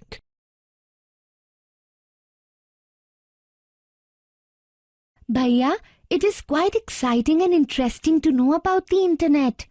I'm really excited to use it for connecting and sharing information with my friends and family. That's great to hear, Chetna. In today's fast-moving life, you must keep yourself informed about the use of technologies to ease your life. Yes, Bhaiya, I too want to use the internet to chat with you when you're in the city. Talking over phone is not that much satisfying. We all here want to see you when you talk to us. I would also want to store, share and discuss information with you and take your suggestions when I need it. So, before you leave for the city again for your higher studies, please tell me all about how to use various communication and social media tools so we can stay connected at all times. Don't worry, my sister. I will tell you everything about using these tools and will make sure that you are able to use them before I leave. Let's learn. After completing this module, you will be able to use Facebook for social interaction and communication. Play and upload videos using YouTube. Skype is a communication tool that allows you to talk over the internet to anyone, anywhere in the world for free. You can also make telephone calls from your computer to other Skype users. To other Skype users free of charge, or to landlines and cell phones for a fee. Skype also provides features such as instant messaging, file transfer, and video conferencing. You can also make a video call to other Skype users if you have a web camera. Skype is freely downloadable software application.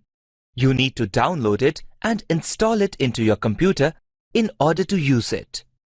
To download and install Skype, open the Internet Explorer. Type www.skype.com in the address bar. Click on the Go button or press Enter. The home page of Skype appears. Click on the Downloads link. In the Device section, Computer is selected by default. Click on the Get Skype for Windows Desktop button. The opening Skype setup.exe dialog box appears. Click on the Save File button. Save the application file .exe in an appropriate location on your computer. The file is downloaded and saved at the specified location. Once you have downloaded Skype, you need to install it. To install, go to the location on your computer where the setup file is downloaded and saved. Double-click on the Skype Setup application icon. The Open File Security Warning dialog box appears. Click Run to start the installation. Select English from the Select Your Language drop-down menu. Click I agree, Next button. Click Continue. The Installing Skype window displays the installation in progress. Wait for the Skype to be installed. Once the installation is completed, you need to create a Skype account to use the Skype. Click on the Create an Account button. The Sign Up web page appears. Fill the registration form with the required details. First, enter your name and email address. Enter your profile information. These details would be helpful for your friends to locate you on Skype. Enter the purpose of using Skype. Enter your Skype name and password. The Skype name should be unique, as you will be recognized on Skype by this name. The website suggests few unique names for you. You may select one of them or choose to type one for yourself. Enter the security words displayed in the box. This is just to verify that you are a real person. Click on I agree, Continue button. Your Skype account is created and it opens a page to introduce you to Skype. Skype credits, which you need to purchase if you wish to use the paid services only like video conferencing. Click on no thanks, and then continue.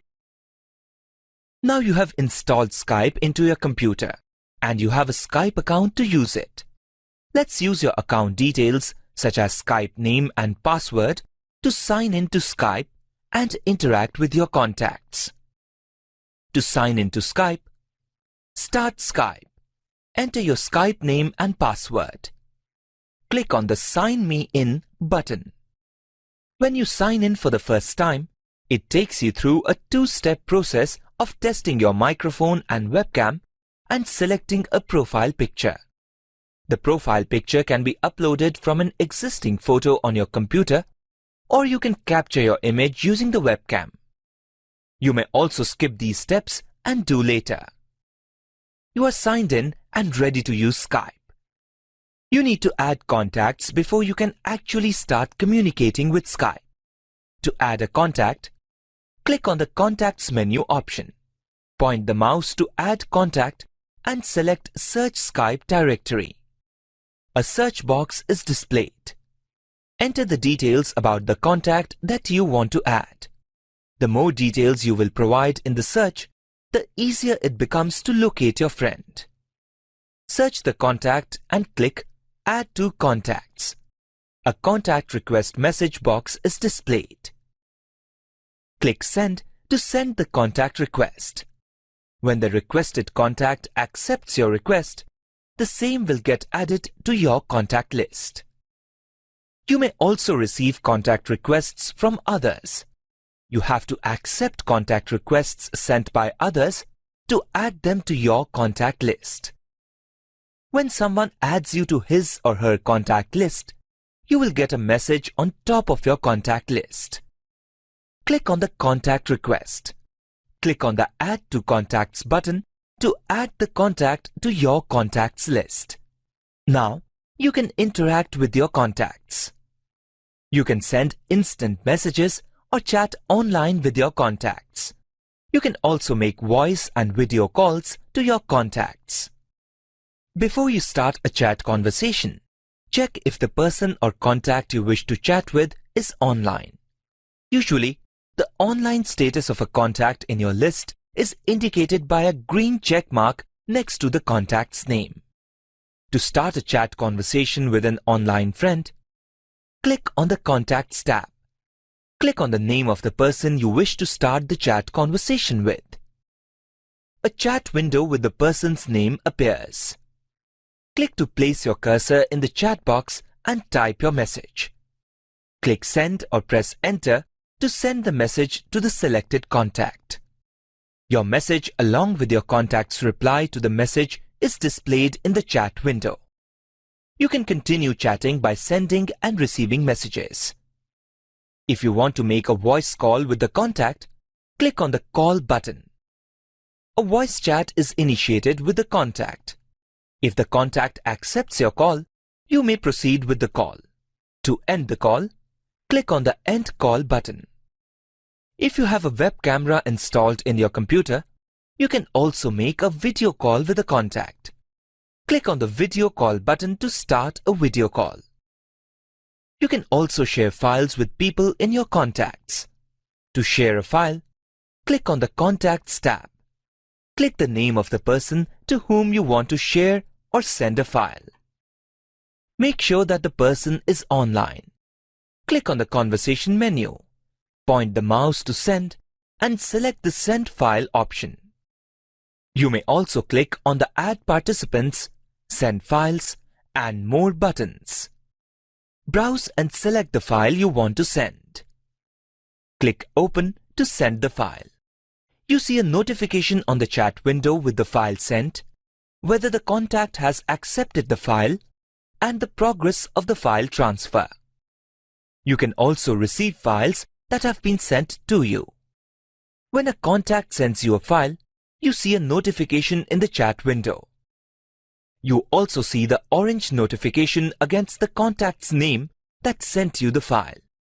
In the chat window, click Save As to receive the file. The Save dialog box appears. Choose a location where you want to save the file and click on the Save button. You can see a notification on the chat window with the file received and the progress of the file transfer. Once a file has been downloaded, you see a notification, File Received, next to the file. To open the file, click Open File or click Show in Folder to open the folder in which the file has been saved. Once you have finished chatting, calling, or sharing files with your contacts, you may sign out from the Skype. To sign out, click Skype and select Sign Out in the menu bar. You are now signed out from your account. Read the question and answer. Click on the right option and click Done to complete answering the question. The use of the internet has grown extensively for past 1 decade. One of the main reasons behind this rapid use of the internet is the growing popularity of social media. Social media is a technology that people use to communicate and socialize with one another, using highly accessible and scalable online publishing techniques. Using social media tools, people create, share, and exchange information and ideas in virtual communities and networks. Social media tools mainly include blogs, picture and video sharing, wall postings, email, instant messaging, music sharing, and Voice over Internet Protocol or VoIP, like Skype, Google Talk, and MSN Messenger. Blogger, WordPress, Twitter, Facebook, Orkut, and LinkedIn are some of the examples of social media software applications. Let's learn about some of these social media tools in detail. These are online chatting, Voice over Internet Protocol or VoIP, blogs, social networking, wiki. Click each tab to know more about it. The use of social networking media has tremendously increased in recent years. These are websites that are used for social interaction and communication. Social media applications allow people to store, share, discuss or deliver information to other people or online communities. Some popular social networking websites are Facebook and YouTube. You can use these sites to stay connected with your friends and relatives. You can also use these to reach out to new people with common interests. Small and large businesses have also started using such sites to promote their products and services online. In order to use a social networking site, you have to first register on it, create your profile, and then start your interactions. Let's see how you can use Facebook to create and share information, video, photographs, and other information about yourself with your friends and other online communities. In order to register and start using Facebook, you need to have a valid email ID for yourself. To create a Facebook account, open a web browser such as Internet Explorer. Type www.facebook.com in the address bar. Click the Go button or press Enter. The home page of Facebook loads. Fill in the registration details in the boxes, such as your first name, last name or surname, email address, password that you wish to set for Facebook account, date of birth, and gender. Click on the Sign Up button. Complete the 3-step process as displayed in tabs on the web page to complete the registration process. Click on the Find Friends button or links to find friends in your network. You may skip adding or importing contacts at this stage. Fill out profile information in the Profile Information page. You may skip this step as well at this stage. Set your profile picture. This picture will be displayed in your friends list of friends. Click on the Save and Continue button. Your Facebook account is created. Your Facebook page appears. You can upload or change your profile picture from Upload a Profile Picture after your Facebook account is created. Alternatively, you can also take a picture using your webcam.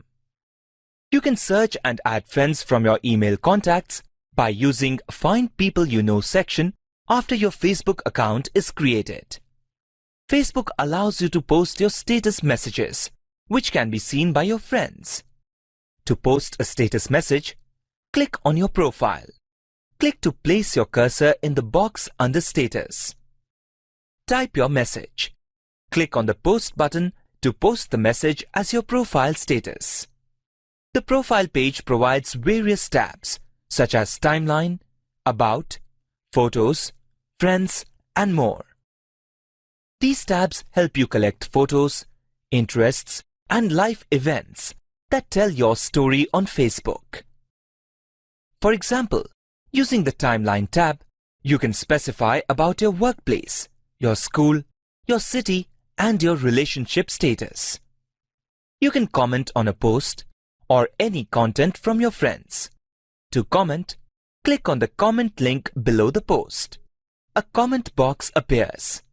Type your comments and press enter to post it.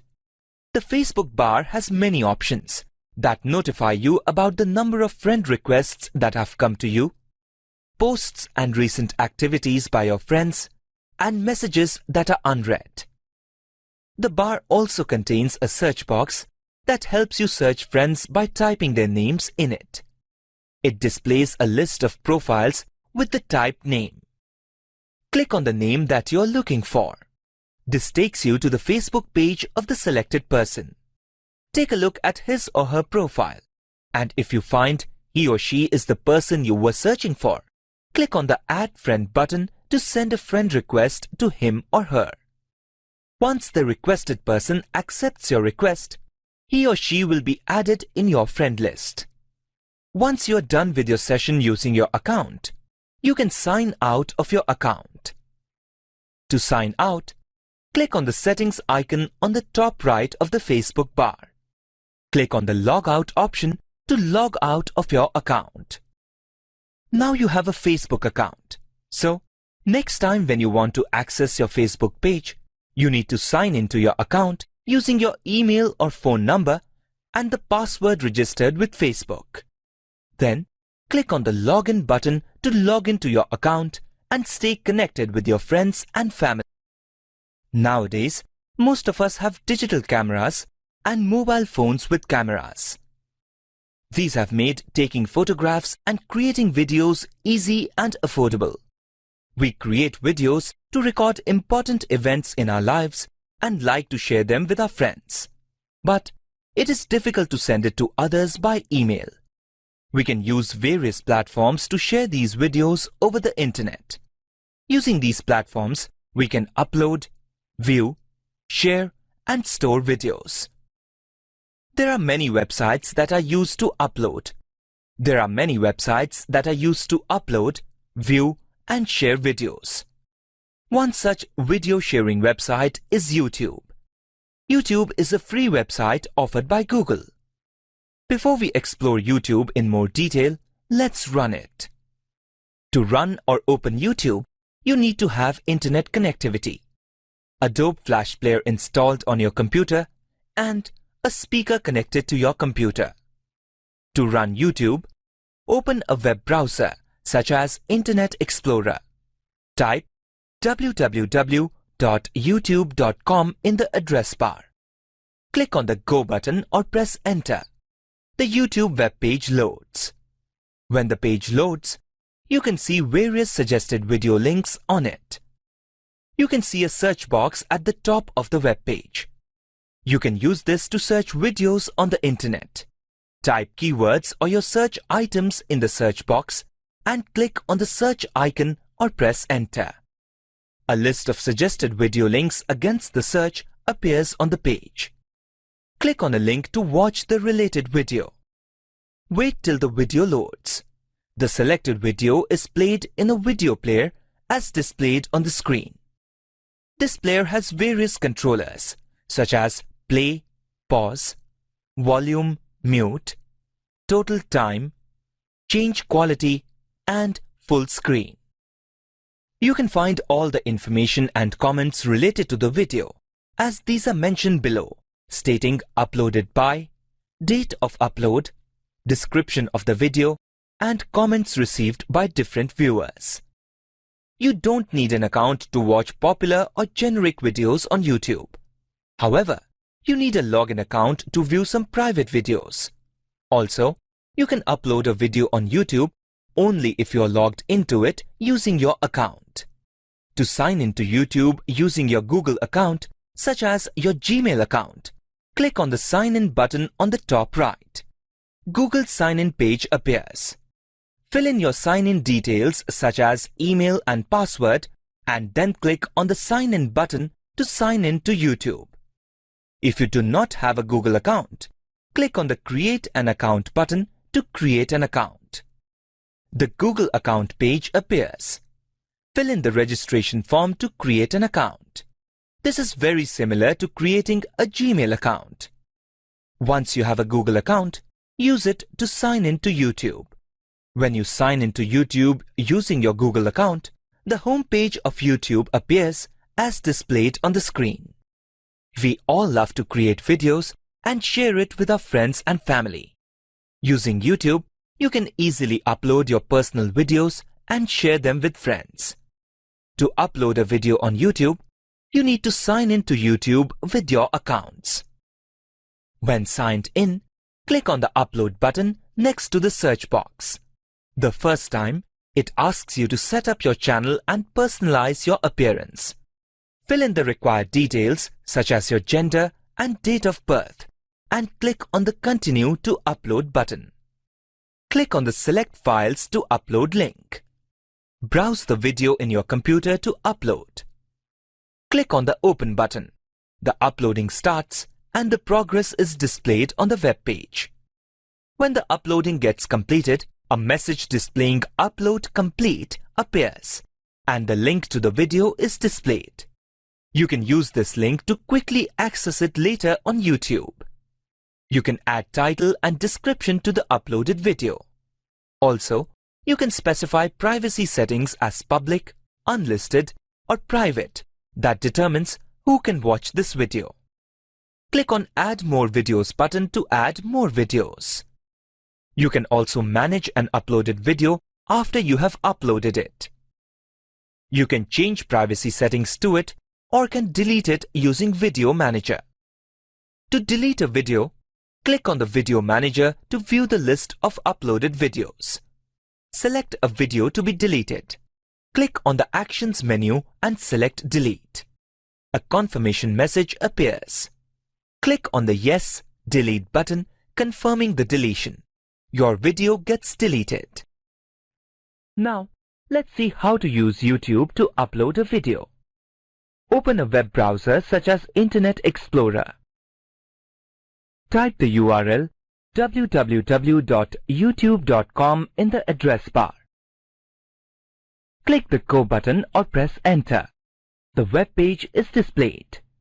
Click on the Sign In button. Enter your email and password of the Google account. Click on the Sign In button. You are now signed in to YouTube with your Google account. Click on the Upload button. Click on the Select Files to upload. Browse the videos in your computer to upload. Click on the Open button. The uploading starts and the progress is displayed on the web page. Add title and description to the uploaded video. To summarize, let's see the steps below to upload a video using YouTube. Step 1. Open a web browser such as Internet Explorer. Step 2. Type the URL www.youtube.com in the address bar. Step 3. Click the Go button or press Enter. Step 4. Click on the Sign In button. Step 5. Enter your email and password of the Google account. Step 6. Click on the Sign In button. Step 7. Click on the Upload button. Step 8. Click on the Select Files to upload. Step 9. Browse the video in your computer to upload. Step 10. Click on the Open button. Step 11. Add title and description to the uploaded video. Read the question and answer. Click on the right option and click Done to complete answering the question. Let's summarize what we have discussed in this topic. Social media websites allow people to store, share, discuss, or deliver information to other people or online communities. Some popular social networking websites are Facebook and YouTube. In order to use a social networking website, you have to first register on it, create your profile, and then start your interactions. YouTube is a freely available video sharing website from Google.